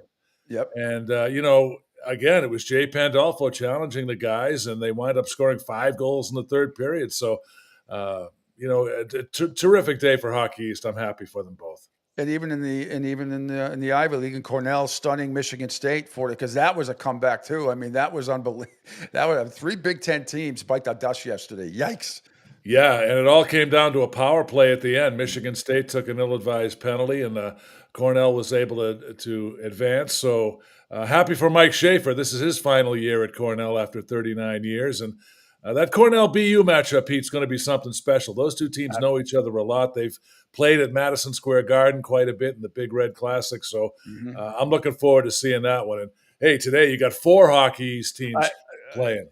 And we'll get to all of them, but the BU Cornell game, I mean, which team's wearing red? Both wear red. It's going to be tough. Doing play-by-play for that game could be tough. I know some team, one of them will be wearing white, one will be wearing red, but nevertheless, same colors. But yeah, and if the Bruins don't hire Tortorella, go after Pandolfo. I'd love to see him. I think he's going to be coaching in the NHL too at some point. But let's one of the stories that will never get to play nationally that it should is Bentley. Doing what they did, winning the Atlantic. I mean, it is one of the, it's not just because they're a New England team and not a Hockey East team, but nevertheless, if I had told you 10 years ago that it'd be Bentley and Boston College playing in a game like this, you would have said I was crazy. It is one of the feel-good stories in all of sports this year. It will never get to play. You talk about Cinderella, this is your 15 seed. But I know but before we get to your thoughts, remember Yale was a 16 seed too, not too long ago. They won the whole damn thing. So if you're BC, and they were steamrolling last year through this right up until Denver, which I hope my Friars knocked them off today, till they lost to Denver 2-0. But should Boston College be wary of this Bentley team that has absolutely nothing to lose? Yeah, absolutely. I mean, what a great story Bentley is, first of all. Andy Jones is the head coach there. He was the former assistant at UMass Lowell. So I think he's put a lot of the systems that Lowell was successful with at Bentley. Great win over Holy Cross to win the Atlantic. Should BC be concerned? Absolutely. This Bentley team is for real. They've won 5 in a row coming into the tournament. Boston College, they're going to have to fight some rust early on, Pete. They haven't played for a while. They've had a little bit of a longer layoff than Bentley has. So, Bentley's playing with house money, right? Maybe the expectations around the country aren't high for them, but they're going to go into this game feeling like they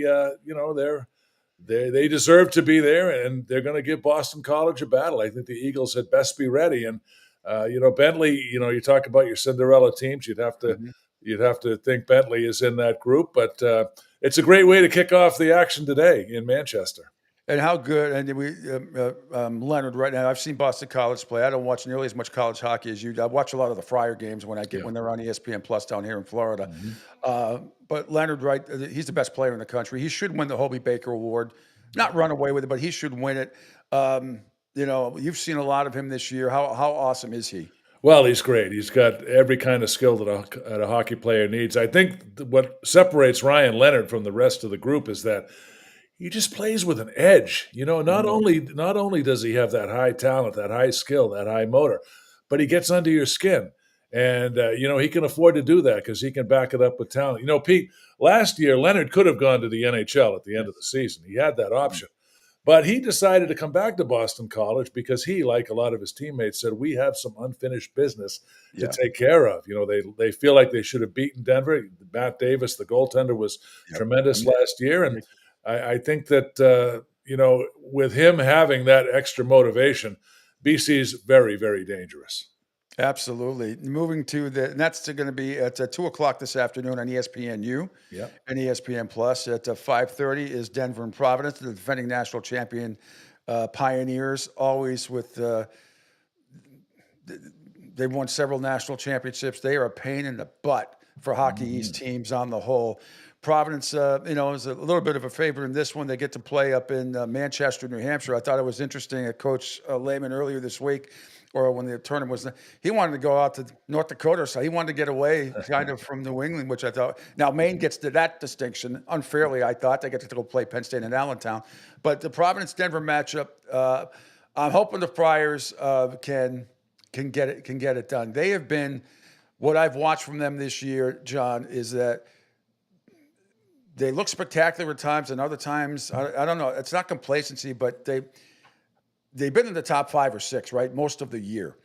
But I want to see some more consistency. I was really disappointed in the Hockey East tournament and how they played. Yeah, lost to UConn, a real good UConn team. I like the way this Providence team is set up. I think they're deep. I think they have excellent goaltending and Philip Svedback. I think Providence is balanced. I think, they would have preferred to have a little bit more offensive production across the board. But they're going to face a Denver team that, number one, is hungry to repeat, and number two, they've got some top-end players at the top of the lineup, like Jack Devine, who had over 50 points. And, Matt Davis coming off a great, great tournament last year. I think these two teams are very evenly matched, Pete. And I agree with you. I think Providence, I'm rooting for Providence to get out of this game here today. And I'm picking BC in the other game. So how fun would it be to have a Hockey East final in that regional?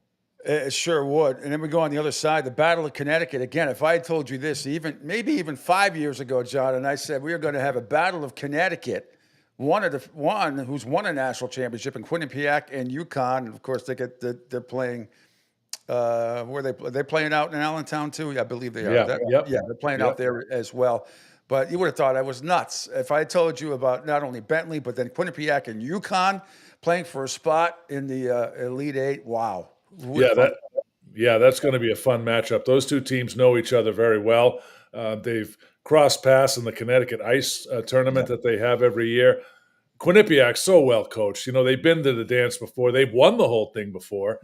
And UConn, Mike Cavanaugh, what a job he's done. UConn was picked 8th in the preseason poll this year, and they finished 4th. And UConn was consistently good. They had no real hiccups throughout the course of the year. So I'm looking forward to that all Connecticut battle. I'm hoping UConn will come out of there with a victory. And again, it's going to be a great game. Don't be surprised if that one goes into overtime as well. I wouldn't be surprised if any of these games go into overtime or double overtime. Feel bad for some of the broadcasts. Sometimes triple overtime. We've seen that over the years too. And then Maine at Penn State. It's great to see the last couple of years the Black Bears back at it. I saw Cooper Flagg's dad the other day before the Duke game, and Cooper Flagg's dad had the Maine Black Bears sweater on. It was pretty cool to watch. But they're another excellent hockey team. Penn State, I really don't know much about at all. I know they're consistently, it seems to be, in this tournament for the most part. And Maine having to go to Allentown, to Penn State's backyard to play, seems a little unfair to me, but it is what it is. Nothing's perfect in these tournaments, whether it's basketball or hockey. But how do you see the Maine? What do you like about the Maine Black Bears? Well, the first observation I have, Pete, is that this is going to be like a home game for Maine, even though it's in Pennsylvania. You know how well Maine travels on the road. I was up in Orono, Maine 2 weeks ago. Lowell went up there for a playoff game. And, Pete, I just forgot how electric it is at Alfond Arena. Boy, those fans they really get into it. It's really a home ice advantage. Penn State's a great story. There was some question about them getting into the tournament at the end, but they got in. Guy Godowski is a great coach. He'll have Penn State prepared. But I love this Maine team. And I love Albin Boya in goal. You know, he's one of the top goaltenders in the country. I think he's got the third lowest goals against average. He is certainly a finalist for the Mike Richter Award. I like Maine's depth. And I think the home crowd, even though the game is in Pennsylvania, a lot of Penn State people will be there. I think Maine is going to have a significant fan base there, and I think that's going to help them. I like Maine to win this game, and I have Maine picked to go to the Frozen Four, Pete. Yeah. Yeah, I'm saying I agree with you. I mean, that wouldn't shock me at all. Yeah. In fact, I have Maine and BC playing for it all. But, we have a legitimate chance here, Pete. We could have four Hockey East teams in the Frozen Four. If teams take care of business today, you could have four Hockey East teams going to St. Louis. Great times. Oh, it is. It's fantastic. And like the SEC and the basketball tournament, being a native New Englander, even though down here in Fort Myers for the last 8 years, I love it. I still keep. But, that regionalism, that pride, that New England regionalism pride, to have 6 Hockey East teams and then 8 teams from New England overall in a field of 16 out of a league out of a sport that only has 64 D1 hockey teams, that is an amazing accomplishment. Yeah, and you know what? I think that college hockey doesn't get as much love as college basketball does, and I've always kind of felt badly about that. I know basketball has the 64 team tournament, and it is a lot of fun, but college hockey brings something to the table that college basketball doesn't, and that's sudden death. If a game goes into overtime, it ends immediately. So, I've been around it a long time, and it never gets old, Pete. And this is my favorite time of the year. You did Merrimack hockey play-by-play for many years now. You are the great voice of the UMass Lowell team as well. Norm Bazin, I covered that team, used to interview him every week. And I know it was probably UMass Lowell or Penn State was going to get that last spot. It seemed that way anyway, right? They were one of the, it's too bad because they were in the top 20 most of the year as well. Yeah. But Norm Bazin, you mentioned him earlier. I mean, his coaching tree, right? And the way his players, including Monsieur Hellebuck out in Winnipeg, and I'm rooting for them to win the whole thing. Mm-hmm. What is it about Norm that is so spectacular? He's such a great guy, and he's such a no nonsense, fantastic coach. Never gets too high, never gets too low. Yeah. But doing UMass Lowell and doing Hockey East for many, many years, what is it about Norm Bazin that transcends throughout Hockey East? I think it's attention to detail, Pete. I mean, there's no detail that he leaves undone. I think he's he's just a very good coach, very good teacher. He understands the strengths of each player, knows what each player can bring to the table, and just his attention to detail is second to none. He leaves no stone unturned, and just a great guy with a great hockey IQ. And he brings in the best people, and that's why you see UMass Lowell doing well on a consistent basis. I think he's got the respect of his peers, and his attention to detail is really second to none, Pete. Yeah, there's no question about it. And Songas Arena, where they play, is just maybe the most underrated. That is a beautiful facility. I used to love going there, not only for basketball but for hockey games, where it's great. And it is just amazing the amount of talent in Hockey East, considering how everybody's recruiting against each other. I know there's some foreign players that have come in from Europe and other areas from time to time. But man, what does it say about the talent in this division? There is no easy game in Hockey East. Yeah, there really isn't. You take a look at the standings this year. I think there was like 20 points separating all 11 teams, which was incredible. But yeah, I mean, all the best, a lot of the best talent in the world winds up in Hockey East. Take a look at BC and BU. They perennially have 15 guys on their roster that are NHL draft picks. But, the best talent comes to Hockey East. Every team has, NHL picks on their roster, and it's just fun to watch. This is the spot where it starts, and this is the spot where you see future NHL guys play, and it never gets old, Pete. Great talent comes through this league. My wife, aka Peanut Gallery, in the other room working. She's a BC grad, huge BC, big hockey fan, big Nice. sports fan. Very lucky, yeah. But I want to talk about BU again and Jay Pandolfo for a second, and how special. I mean, you take over for Jack Parker. I mean, I know there was somebody between him and Parker. I forget, but Yeah, there was. Yep. yeah, but David Jay Quinn. Yeah, David Quinn. Yeah. But Jay has done it. I mean, it's hard to follow a legend like Jackie Parker, but Pandolfo has, I think, recaptured that Terrier glory, right? I mean, he's been something else. Yeah, he's got an NHL pedigree, played the game, knows the game in and out, really knows how to get that BU team motivated. He wasn't too happy with the team over the last couple of games. Certainly in the Hockey East tournament, he wasn't happy with how that UConn game ended. But Jay knows how to push the right buttons. He knows how to get light a fire under his team. He's never going to have a shortage of talent, right? No. I mean, players come to BU, and Jay just has that knack of getting the best out of the players that he has. He brought in the Russian kid there, Yegorov, for the second semester, and he's flourished. So, Jay is well known, well respected throughout the league, and no doubt he's going to take BU to great places. It's awesome. So now, what's going on with you? Last we spoke, and forgive me. Were you doing you wrote a book recently, right? We talked about your book. Yeah. I have a new book out, Pete. It's called Living on Air. It's a book that talks about life lessons from 60 years of living and 30 years in the broadcast booth, and we have that on sale now through Barnes & Noble and Amazon. And I'm encouraging people to take a look at that. And we're going to have a book tour coming up soon, Pete. So it's great to be able to get some nice content into the world, and hopefully people will be interested in it. Yeah, well, come down here. You would be amazed, John, at how many hockey fans are down here. It is ridiculous. Yeah. And it helps that the Florida Everblades down here are going for their 4th straight Kelly Cup championship in the ECHL. They're a phenomenal organization. There's a lot of youths down. There's a lot of youth hockey down here that is flourishing. And obviously, between all the transplanted New Englanders down here like myself, and all the people from the Big Ten area like myself, my neighbors are all Minnesota people, so they're really pissed that Massachusetts won last night. But beside, they're great people. I'm lucky, but the Big Ten contingency, and even between Tampa Bay Lightning and the Florida Panthers and the Stanley Cups and how competitive they are. It is hockey is flourishing here in the Sunshine State. It's refreshing.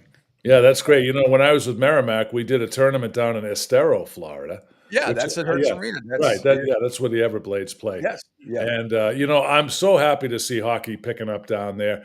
You always want to grow the game, right, Pete? You want to find areas that maybe are not closely associated with hockey, and you want to kind of grow the game as much as you can. And it's great to see it happening down south, and I hope it continues. And we went out to California this past year for a tournament in Palm Springs. Yeah, and that's wonderful. We're going to be going. Who was in that tournament with UMass Lowell? Who were you guys playing? I forget. Well, let's see. There were 3 teams in Holy Cross, Michigan Tech, and Omaha. Oh, okay. And next year we're going out there with BU, so that's going to have a Hockey East component to it.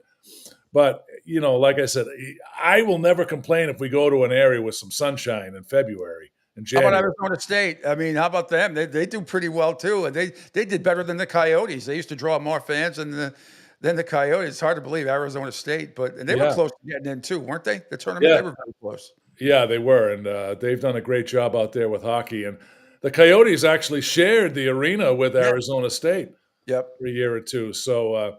Arizona's still on my bucket list. Hopefully Lowell will schedule a couple of games out there. But I'd love to come down to Florida. It's a great place, and I'm glad to see hockey's expanding down there. Awesome. Well, John, can't thank you enough. Now, what's your schedule? You sitting back today, starting at 2:00, BC and Bentley at 2, Denver and Providence. Well, then Quinnipiac and UConn at 5. Denver, Providence at 5:30, Penn State and Maine at 8:30 to close it out. So you're just sitting back with a bunch of your devices and TVs on. You're not headed up to Manchester. No, unfortunately, I didn't get a credential this year. Of course, I didn't put in for one, but so I'm gonna take a break this year. A lot of times I will visit the regionals, and I know my buddy Mike Murphy's going to do a great job up at UNH with organizing everything up there. So. I know Mike Logan, my good friend, the Providence radio voice. He's making a trip up there, and I want to wish all the Hockey East team success, and hopefully we can have 4 Hockey East teams heading to St. Louis. Mike's been doing PC for a while, right? Yeah, it's a great guy, and I know he's got some physical limitations, but that doesn't slow him down. He's one of the best in the business. In fact, Pete, he just did his 1,000th game as the voice of the Friars this past year. So he's a special guy. And just real quick at the end, I've done shows up there at that arena in Manchester, where they also won an ECHL title and helped back when they were in the AHL team, helped the Kings win the Stanley Cup. Yeah. But that arena might be the most underrated arena in New England. Maybe it's because it's further up north from most, but that's a cool place to not only broadcast from, but to watch a game in. Yeah, in fact, the first NCAA tournament game I did was in that arena. Merrimack played Notre Dame and lost a crushing one in overtime. But yeah, that's a solid place to hold a regional. It's the only regional we have in New England this year, so hopefully we'll have enough people heading up there and making a lot of noise as those 2 games get underway. All right, John Leahy, play-by-play voice, UMass Lowell men's hockey, 19 years between Merrimack and UMass Lowell, and just one of the legendary college hockey play-by-play voices and an author. So anything you need from me to retweet or whatever, I'll be happy to. And let's do this again maybe next, when we get down to the Frozen Four. I'd love to have you on again. We can discuss that because I love doing this. There's not enough people talking about college hockey. I don't give a shit if people don't think it moves the needle, whatever. That's why I like having my own platform. And you can't just sit here like national people do and talk about the Lakers all the time, even though they're just not as good as everybody thinks they are. I love talking college hockey, and I love talking it with you because you have seen all of these teams. So it's great. I trust your analysis implicitly, and I share your sentiment about having the 4 Hockey East teams in the Final Four, hopefully in the Frozen Four, I should say. John, thanks so much. Let's do it again soon. Pete, I truly appreciate your friendship and your willingness to have me on. And I'm a big fan of yours. I told you about that the last time we came on. I listened to you for years with Glenn and all those guys, and I have a lot of respect for you. And it's just a wonderful experience. And thank you for everything. Well, very kind words. Appreciate it, John. All the best. And I'm right back at you. Always felt that way about you. Always enjoyed listening to you when I could. And I know how knowledgeable you are. You and my buddy Mick Colagio, two of the great minds in all of hockey. Seriously, college and the NHL. So always a pleasure. Thank you, Pete. Pleasure's mine. John Leahy, everybody, a great play-by-play broadcaster. Does UMass Lowell now, did Merrimack for many years, and we'll talk to them again next week when the Frozen Four is set. So thanks everybody for checking us out here on the video platform. Go ahead, Angel. Is John on any podcast, or does he do a podcast himself? Because John, are you still there? Yeah, Johnson. Hold on. Let me bring John back up. Yeah, we'll bring you back up a second. Yeah. It is a good question. Yeah, you're on. Are you doing any? Oh no, you know what? Because I retweeted yours. I didn't. If I didn't, you have a whole preview out there as well. 2025 NCAA hockey tournament preview with John Doucette. But I mean, you do podcasts as well, right? Yeah, I have a weekly podcast. It's called Airing It Out, Files from Leahy's Broadcast Booth, and we try to touch on a wide variety of topics. It's mostly related to sports and broadcasting, but. Yeah, it was fun to have John on, and we talked about the tournament, and it's a fun endeavor to be involved with, as you know, Pete. Absolutely. Now, do you ever get into the behind the scenes stuff, and all the shenanigans that go on in this nutty business that we're in? Oh, I've had lots of podcasts about broadcasting in and of itself, so that's my passion. So anytime I get a chance to talk about it, it's wonderful. Yeah. All right, my friend, all the best, and we'll look forward to the podcast and your book tour. It's going to be fantastic. Thanks so much. We'll talk soon. All right, excellent, Pete. Thanks for having me on. I appreciate it. Right. And you. My pleasure. Hey, John. All right, thanks, Angel. All right, John Leahy. So we'll have, coming up, we're going to take another break here, Angel, real quick. And then coming up, Christopher Price from the Boston Globe is going to join me. Speaking of hockey, he wrote a book on the Hartford Whalers several years ago, and now it's so popular it's gone paperback. So we'll get his reaction to that, and he's covering the NFL, the Patriots, and the NFL. We'll get his thoughts on a whole plethora of issues in the NFL for a final segment coming up on the Pete Sheppard Show right here with the Coastal Sports Network. Hi, folks. This is Gerard Moynihan of Moynihan Lumber, and I would like you to know that our company has been selling Anderson windows for over 60 years. See the complete line of Anderson windows at any of our 3 locations in North Reading, Beverly, or in Plastown, New Hampshire, or at MoynihanLumber.com. Hey, everybody, it's Pete Sheppard from the Coastal Sports Network. Want to tell you about my good friend Lou DiMuzio and his company. Lou is the president and founder of Ace Technology Advisors. They're big-time tech specialists. At ATA, they're able to craft, implement, and manage the best and most appropriate solution for your business. They leverage their industry-leading experience and their portfolio of technology partners to improve your best practices and infrastructure. So you can get a hold of them at 888-599-4223. That's 888-599-4223. Check them out on their webpage, www.acetechadvisors.com. That's www.acetechadvisors.com. Or you can email them sales@acetechadvisors.com. Check out my friend Lou DiMuzio and Ace Technology Advisors. Okay, men, this is your time. Maybe you didn't choose this, but you're here now. You're gonna go out there and be an all-star caregiver. It's up to you. So what are you gonna do? You're gonna go grocery shopping, cook, clean, be there emotionally and physically. You gotta dig deeper. Drive them to physical therapy, doctor's appointments. Don't you forget about the pharmacy. I know you won't. Because that's what caregivers do. Don't give up. Don't ever give up. This is your time to show the world, your family, and yourself that you're tougher than tough. Now go out there and be the best caregiver this world has ever seen. Caregiving is tougher than tough. Find the care guides you need at aarp.org/caregiving. A public service announcement brought to you by AARP and the Ad Council. Hi, I'm Danica Patrick and proud aunt. Watching my nieces grow, play, and learn is amazing. But not every child gets to be carefree. 1 in 6 kids in the U.S. are hungry. 1 in 6. That little girl sitting alone at the playground, she can't play like the other kids. She doesn't have the energy because she's hungry. School lunch will be her only meal today. It breaks my heart that this is the reality in our country, but it's something that Feeding America is working to change.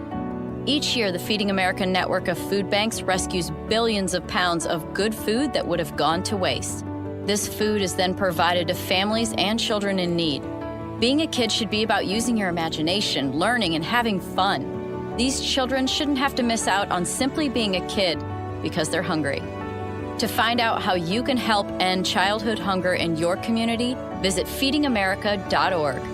Brought to you by Feeding America and the Ad Council.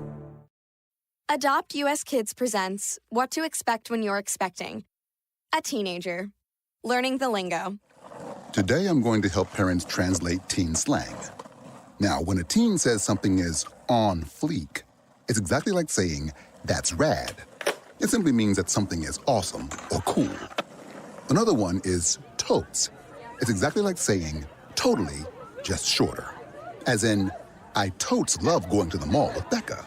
Another word you might hear is jelly. Jelly is a shorter, better way to say jealous. As in, Chloe, I am like so jelly of your unicorn phone case. You don't have to speak teen to be a perfect parent. Thousands of teens in foster care will think you're, rad, just the same. To learn more, visit adoptuskids.org. A public service announcement brought to you by the U.S. Department of Health and Human Services, Adopt U.S. Kids, and the Ad Council.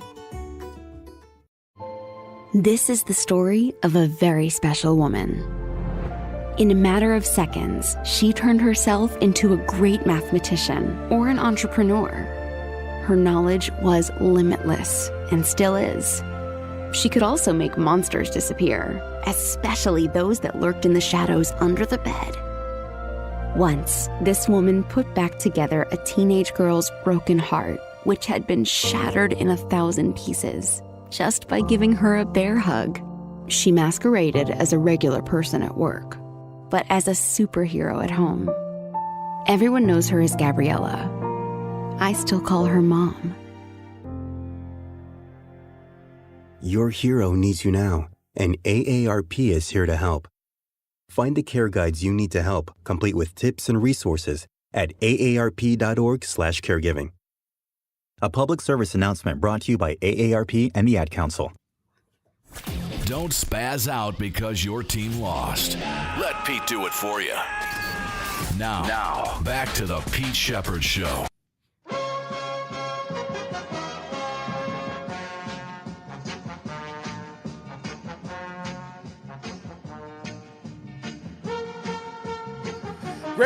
Greatest song ever in the history of at least hockey. When scoring a goal, now it's been copycatted all over the world. Home runs, hurling, it doesn't matter what the sport is. Brass Bonanza. And the reason I play it, Christopher Price from the Boston Globe, great NFL writer, great hockey fan as well, wrote a whole book about the Hartford Whalers that just came out not too long ago, but it's done so well, it's going paperback, baby. Paperback. Love it. Ching, Christopher Price. Hey, a little more. Hang on. Gives me goosebumps. I love it. I love it. It's the best song. I probably told you this story, but let me tell you a quick Brass Bonanza story if I could. Yes. That Kevin Dineen was in a restaurant in, I don't know, like Switzerland somewhere. Literally like a decade or so ago, and he sees a guy across the restaurant with a Whalers cap on, and they immediately kind of lock eyes and recognize, hey, Whalers, Kevin Dineen, all that kind of stuff. And so he comes over to the table, and Dineen quickly realizes after a few awkward moments, the guy doesn't understand a lick of English, but he starts humming Brass Bonanza, and they both kind of do one of these deals. And Kevin Dineen says, as long as you got Brass Bonanza, you don't need a translator, man. It used to be my ringtone. I had it for many years. It was my ringtone. And now I should probably change it back. I've had the Game of Thrones ringtone for many. Although I find my phone, even when it's not on vibrate, it just goes right to voicemail. I don't know, for whatever reason. Christopher Price, good morning. Thanks for taking a few minutes from the Boston Globe. You cover the NFL, obviously. Let's talk about the book, though.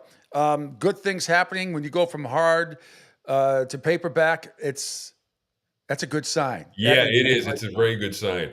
I mean, this thing started as kind of a niche, and we understood it was a niche thing because there's only, look, as great as the Whalers are, there's only a handful of Whalers fans left. But I'll say this, the people who bought the book didn't necessarily buy one. They bought like 12 of them and had to give them out to friends and family and kind of explain why they love the Whalers so much. So it's been nice, and it's been gratifying to see that kind of level of response because, when you write, you're sitting in a room and you don't know what kind of response it's going to get. But like I said, it's been fun to kind of hear the feedback and hear some of the stories and the memories and get the emails from people who say, oh, I remember going to the Hartford Civic Center and seeing the Whalers against the Nordiques. And it was just, it's been a lot of fun to kind of, take a walk back down memory lane a little bit.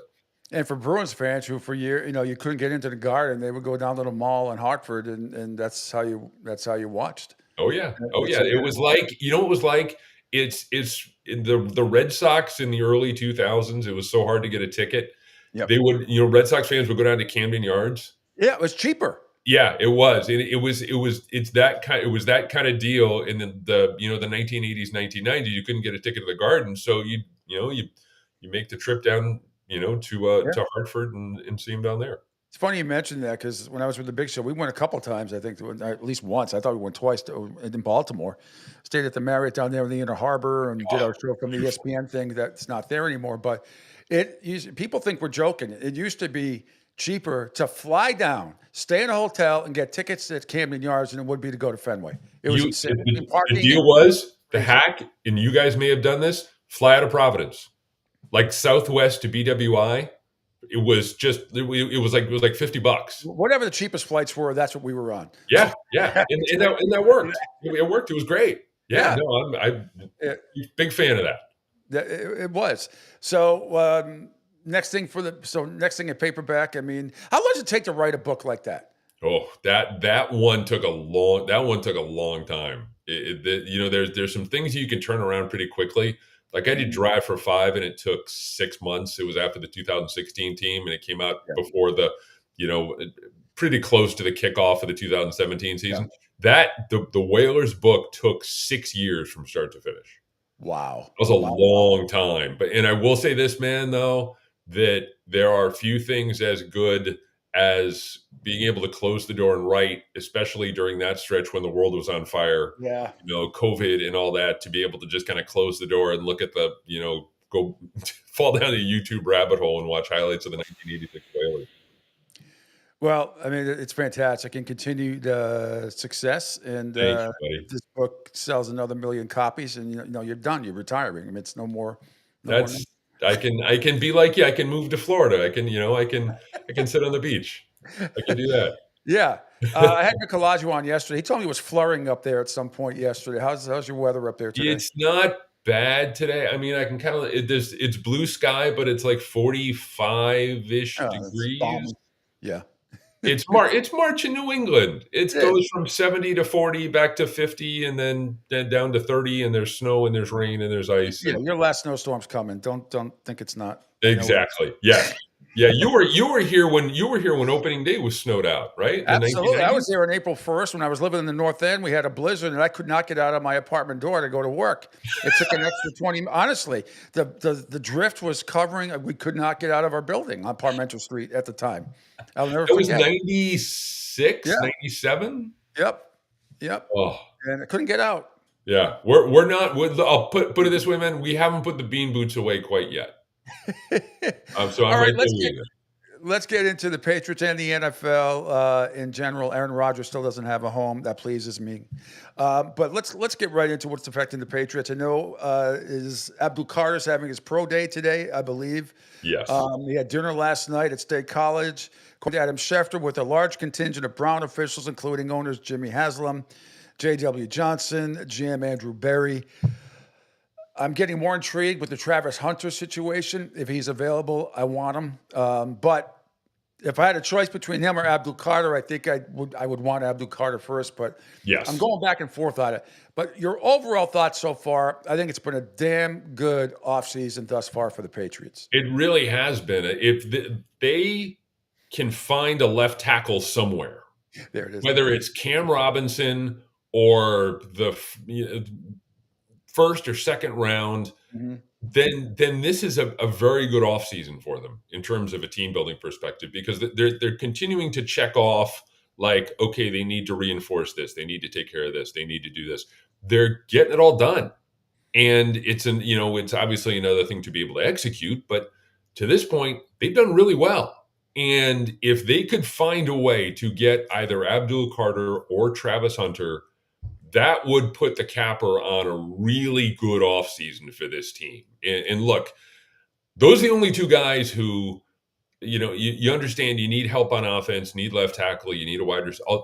Those are the only two guys where they basically break the mold. Abdul Carter is going to be a guy who's going to get double-digit sacks for 10 years. He's just steady, consistent. You can already look at him and say, that's how we want to build we want to build our defense around this guy. Travis Hunter is completely unique. Travis Hunter, there's no one else in this draft or free agency, or you're talking about all the players who are going to be available this offseason. Travis Hunter is the only guy that you look at and you can say, if we miss out on him, there's no one else out there like him. The Shohei Ohtani fan in me I love the guy. I think he would be a great fit. And I will say this too, and Vrabel well, that I think Vrabel can handle a big personality, is capable of handling a big personality like Travis Hunter. I know that Travis Hunter is going to come into the league with a lot of baggage, but I think Vrabel's the kind of guy with the swagger and the brashness to be able to kind of poke back at him if there's an issue.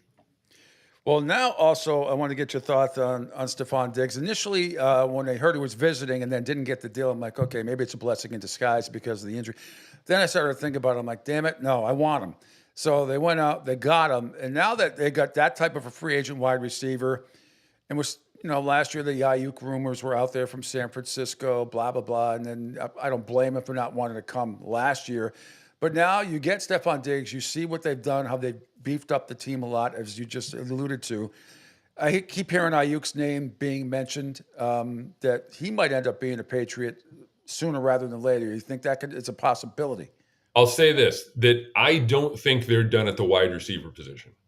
Whether that means them using a high value pick on a wide receiver, going out and trading for someone like Brandon Ayuk, whatever the case may be, they are going to continue to add to that receiver room between now and the start of the regular season. I don't think that the Diggs thing immediately impacts what they want to do in the draft. We go back to the idea that they still need a wide receiver and a left tackle. But again, if Abdul Carter is there, you take him and you run the card to the podium and you take him. But I wouldn't be surprised if they end up adding Ayuk. I wouldn't be surprised if they add a wide receiver. They end up maybe trading down a little bit, not a lot, but a little bit from someone like Ted McMillan. There are options out there for this team. And ultimately, you feel better about this group now than, maybe how you did at the start of the offseason. But yeah, they're going to, Ayuk is a name that's out there. McMillan, again, is a possibility. So yeah, they're going to continue to add to that wide receiver room between now and the start of the season. You don't think they would trade this number 4 pick, do you? Is there any scenario where you think they trade that pick? Well, trade up, you mean? Well, no. Well, yeah. No, not trade down. I mean, I don't know if would they trade up? Would they trade? I don't think they're going to trade up. I think there's the possibility for them to either trade down from 4 or trade up from 38. I think it is. Yeah. I think they have 38. I can envision a scenario where they end up trading up from 30. Trading down from 4 is going to be tough just because of the nature of the draft and the needs and how everything is going to kind of shake out. I think the Giants remain the wild card here, even though they're. My next question, yeah. What are they going to do? I mean, exactly. Winston, do they take a quarterback? Do they go for Shadur Sanders? I mean, I've made this comparison for the last couple of months. I've watched a ton of college football. I get it. Cam Ward is the Celtics. Sanders he's the Knicks. That's what he is. Yeah, but the Giants still need a quarterback. So do they take a chance? It's somebody that might be available later on in the draft, and the Aaron Rodgers thing still is out there. I mean, there's still that. There's still that. Although, the Steelers allegedly are the front runners. We'll get to more on that in a second. But what do you think the Giants are going to do here? I think the Giants are going to take a quarterback. I think the Giants could be bullied, for lack of a better term, into taking Shadur Sanders. Shadur Sanders, for me, is, we talk about the Giants being the wild card as a team. Shadur Sanders is a wild card as a player. He could go anywhere from number 3 to number 33 at this point. He's all over the board in terms of what people think about him. Mel Kiper, I know, loves him, but there are people out there who think that he's a bit of a mess. And so I can see a scenario where he ends up going at number 3 to the Giants, and he joins that room with Jameis and Tommy DeVito and Russ Wilson, and they try to, they figure out who can play, and 1 or 2 of them gets tossed overboard between now and the start of, the 2025 season. Is it possible, because the second round the Giants have the 34th overall pick, I don't think, would Shadur Sanders fall that far? I don't think he'd fall that far. I don't either. Look, put it this way, if you're the Giants and you still need a quarterback and you're at 34, I like Jackson Dart. I do too. I like Jackson Dart a lot. I don't necessarily think he's the kind of guy who's going to come in and make an impact in his rookie year, but I think Jackson Dart is one of those, is a dark horse. And I think he's done everything he can do throughout this pre-draft process to mark himself as QB3 behind Shadur and behind Cam Ward. I'll tell you what, and there's another guy out there that he's not getting enough attention. I'm telling you, that kid's going to be the real deal. Remember, you heard it from Pete Sheppard here on Chris on March 28th at 9:12 and 32 seconds. That kid Brom out of Louisville can flat out play. He is phenomenal, and nobody's talking about him. And I've seen him the last couple of years. He destroyed Miami this year, even though Miami ended up winning that game because Cam Ward played a little bit better. Not that a lot of teams didn't destroy Miami's defense, particularly in the second half, but that kid, it can flat out play. And anybody who gets him is going to get a steal. Is he your guy? Because I know everyone has their guy. I love Will Johnson. They're not necessarily top 10 guys or top 5 guys, but guys that you can point to and you say, you know what, he's going to succeed in the league. Is he your guy? Brom is my guy. I mean, obviously after Cam Ward, who I think is going to be a superstar. I really believe that. But I like Dart, and I like Brom too. No one's talking about him. What he did at Louisville this past year was just nothing short of spectacular. Absolutely unbelievable talent that he has. So And like I said, man, I love Dart. I just want him to get, and you know this better than most people, you got to get in the right situation if you're a quarterback. You have to get in a quarterback-friendly offense. You have to work with a coach who's not so dogmatic, who can, kind of let you experiment, make some mistakes, and let you grow and evolve as a quarterback. But I think that Dart is a guy for me who could represent great value for a team into the first round, top of the second round, if they're still in the market for a quarterback. What's the buzz up there, up north, up yonder in New England? And I guess the 2% of people that call sports talk radio stations, both Sports Hub and EEI. But what's the buzz about? Do people want Hunter, or are they? If Hunter's there, do they want him, or do they want Abdul Carr? What's the buzz amongst the people up there? I think people love Travis Hunter. I think the overriding concern, let's just put it this way, Pete, is that they are going to take Will Campbell, even though, Hunter is still on the board at 4. And I like Will Campbell a lot, but the question remains, are you going to use the 4th overall pick on a guy who may be a tackle, maybe a guard, not sure what he's going to do, how that's all going to work out. But I think that's really the overriding thought, when you talk to the fan base up here, is that they're in a good position. It's not a great draft for their specific areas of need. And I think fans understand that, but I think fans are worried that, the great Will Campbell arm length debate has really gripped an awful lot of people up here over the last couple of weeks. How much of that it can be fact? How much is fiction? We hear the alligator. We heard it from when the Vikings 10 days ago, whatever it was, released Bradbury. While it was happening, I'm like, grab him. Patriots, grab him right now. Look, the guy's, he's durable, but people say, well, he's got that short arm thing. I don't know. I mean, Minnesota had pretty good offense last year. And, how much of that is actually realistic? He's gonna get blown over by anybody that's decent. I don't know. People seem to think in like absolutes, black or white. There's no happy medium with this guy. And some other players also. The guy who I always go to when I have questions about offensive line, and I think you can back me up on this, is Dante Scarnecchia. Yeah. Of course. Dante said that right now it's like no one knows, and we talked about projections in terms of whether or not he could do it at the next level, and it's not a crapshoot for a lot of people, but what Will Campbell needs to be able to do, if he does indeed have the shorter arms, is to be able to make up for it with other aspects of his game. If he can have peerless footwork, leverage. There you go. Exactly. If he can continue to do that, if he can continue to be sturdy and tough and durable and all that. I will say this: after Will Campbell's arms were measured at the combine, Dante texted me and was like, Joe Thuney had short arms too. And we kind of went back and forth, and it was like, nice. Well, yeah, Joe Thuney had short arms too, but Joe Thuney was also taken in the 3rd round. So it's like, does the shorter arms, does that mean that he's more of a mid-round first guy? Does he fall to the 2nd round? I think there's still something there. I don't think that the Patriots would be best served by taking him at number 4. But if you can figure out a trade down, then maybe he's part of that conversation. The other guy who's coming up here time and again, an awful lot, is Armand Membu from Missouri. Now, he's a right tackle. Yep. We went through this last year with Scott Peters and moving right tackles to left tackle. I don't like him. I don't want him. I'm telling you that right exactly. now. Look, if I'm the Patriots, I want Nate Solder. I want a guy I can put out there for 10 years and just forget about him. Is there anybody from Germany that will come over? There's anybody left in Germany that will come over? Like he. The thing is, there's not a lot of guys like that out there. Yep. At least at the top of the draft. Now, maybe you get one of those guys at day 2. Maybe Josh Simmons is the guy from Ohio State. Connor Lee from Oregon. If Kelvin Banks, if you feel good about Kelvin Banks, maybe he's a mid-first round guy you could trade back or trade up for him. There's going to be a run on tackles at the end of the 1st round. There just is, because there's no upper echelon guys, at least in my opinion, when you look at the left tackle market. There's going to be a run on some of those guys at the end of the 1st round. It's just going to be a matter of whether or not the Patriots are in on something like that. I'm so sick of Aaron Rodgers, but from a sports talk show point of view, and to make fun of him even more than I usually do, I really want him to end up with Pittsburgh, because you cannot tell me, I cannot see him. He just doesn't fit that city. I didn't think he fit in New York either.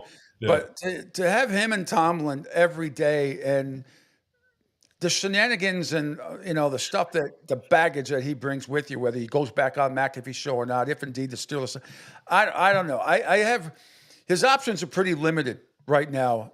And retirement's got to be on the table for him too. I'm not discounting that either.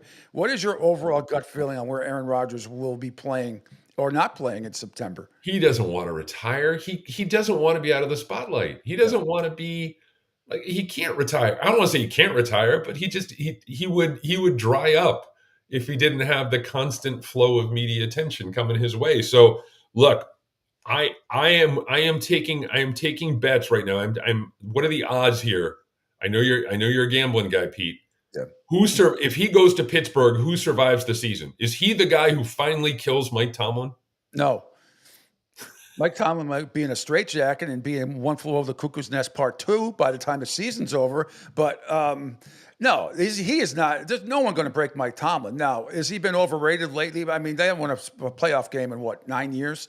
The Steelers haven't. I mean, just like because they're over 500. I mean, look, but I'm trying to just, not missing OTAs, not being in Egypt, and not climbing the Sphinx or the pyramids, whatever the hell he does. The zone of darkness, all that bullshit, all the stuff about the zone of darkness and the do or not to do the Pat McAfee show and doing that. There's just a lot of baggage with him. And I don't, Mike Tomlin, stop it got to stop it. If he does go as a Steeler, don't you think there's going to be some laws laid down before they sign him? And if Aaron doesn't like it, then so be it. See ya. But it's just he blows right through the stop sign. He doesn't pay attention to it doesn't apply to him. Like he got Mike McCarthy fired in Green Bay. He got Robert Saleh fired in New York. He got all the players he wanted. He Jedi mind trick. He's like LeBron. He Jedi mind tricks all these people to do all this stuff. But I'm saying the Steelers just if he comes with like a set of demands, so to speak, and the Rooney family and Mike say no, we don't need it. He's more for a team like the Steelers too that was on the cusp of the playoffs is like a competitive team and they're always there and they're always winning 9-10 games. The distraction isn't worth it. But if not Aaron Rodgers, then who? It sure as hell ain't going to be Mason Rudolph. I mean, it's a weird situation going on with the Steelers, isn't it? I mean, yeah. Well, then maybe, they're being held hostage by this guy. If you're Elliot Wolf, you call up the Steelers and say, you want number 4? You want Shedeur Sanders? Mm-hmm. Let's work something out. Let's figure something out. Let's do a pick swap, and you guys backload it, and we'll figure something out. So there are options out there for him. If you're the Steelers and you still need a quarterback, there are options out there that don't include you shaking hands with the devil to make a deal, to go get someone like Aaron Rodgers. Well, thank God Deion Sanders, who a couple months ago was like, I'll tell you where my son's going to go. It doesn't matter. I don't like this, that, or the other. Now he's saying he's happy no matter where he's picked. So thank God for that. You remember 2004 with Eli Manning and the Chargers. Are there any sort of? It feels like there's some similarities there to that. So far, not from his recent comments. He said he'd be happy wherever Shedeur is picked. Now, that's easier said than done. Now, obviously, back in the day, we saw it with Elway with the Colts, but he had a baseball chance with the Yankees. He back that up. If the football thing didn't work out. So yeah, we've seen it in hockey. We saw it with Eric Lindros back in the day. Get his way out of Quebec, and it can be done. I don't know. How serious do you think Deion? I mean, he's kind of changed his tune from yesterday to a couple of months ago. I look. It depends on which way the wind is blowing, man. Yep. I wouldn't try because he's not only as the coach, but as the father. I think it's a little bit dicey. I don't know. I wouldn't trust it. I think Shedeur Sanders can be a good quarterback, but it goes back to the conversation we were having before, where he needs to get in a right. He's not the kind of guy like maybe Cam Ward is. Shedeur is not the type of guy who can be able to. He's not going to be able to walk into a situation and immediately lift a team. He's going to have some guys around him. He's going to have a good coaching staff. He's going to have a locker room infrastructure that supports him. Cam Ward, I think, is going to be the kind of guy who can walk in and do a lot of that without any sort of worry. So again, he's a guy for me. He could go anywhere from 3 to 33. There could be, we talk about Aaron Rodgers. Remember Aaron Rodgers' draft day slide? We could see the same thing with Shedeur Sanders. Well, I hope he ends up. I'm hoping he ends up with Tom Brady and the Raiders. That could be a lot of fun. That would be a lot of fun. That'd be a blast. Because then also too, if you're the Raiders and you want to make sure you're getting Shedeur Sanders, maybe you call the Patriots and you do a pick swap at 4 and 6, and then the Patriots pick up a day 2 choice or a day 3 choice, and you figure it out that way. So, and then the Patriots would be justified maybe if in the trade down, going after someone like McMillan, but we'll see. A couple of us, and I know Angel has a question for you too, but BC had the pro day the other day. I had Meter on. We were talking about it. This kid Trapello, I love a lot. Now, not that they would take him at 4, but I think he's worthy of being drafted in the first round, that offensive lineman. I mean, one thing BC has done over the years for decades, the guys in the trenches always are excellent, and their linebackers too. He's a day 2 guy. He is. Yeah. And that's not necessarily a shot at him, but because again, there's no one who's really elite when you talk about the tackle group in this class, but there are a bunch of guys who are first round guys. And I think he's just bumped down just because there are so many guys out there like Kelvin Banks and Membu and others where he is more of a second round, third round pickup. I think he's going to be really good in the league for a lot of reasons, not the least of which, it goes back to, his DNA, the fact he had a father who played in the league, but I do think that there is something there with him. I like him a lot. Andrew, before I let Chris go, you got something? Yeah, Chris, first of all, thanks for taking the time to come on with us this morning. And JJ McCarthy was on a show earlier this week talking about that the Vikings have not said he is a starter as of yet for Minnesota. I don't think there's probably not a doubt that obviously Minnesota is not going to make him or name him the starting quarterback, but does he need to feel, I guess, a sense of concern that he's either the guy, or they're still kind of making sure he's 100% healthy before they say, all right, when we go to OTAs, you should be just fine? I think it's more of the latter. They just want to make sure he's 100% healthy. But there's no question in my mind that McCarthy is going to be the starting quarterback for that team. And you want to talk about, Angel, you want to talk about a coach who gets quarterback play and understands how to take a quarterback from here to here. Kevin O'Connell's one of the best in the league at it. And all you got to do is look at what he did for most of the year, not all the year, but most of the year he did, with Sam Darnold. This is a guy who really understands how to work with quarterbacks, how to get the best out of them. We talked about, coaches not being so dogmatic. He is one of those guys who always has the best interest of the quarterback at heart. I think he and JJ McCarthy are going to be a really good fit in Minnesota for an awful long time to come.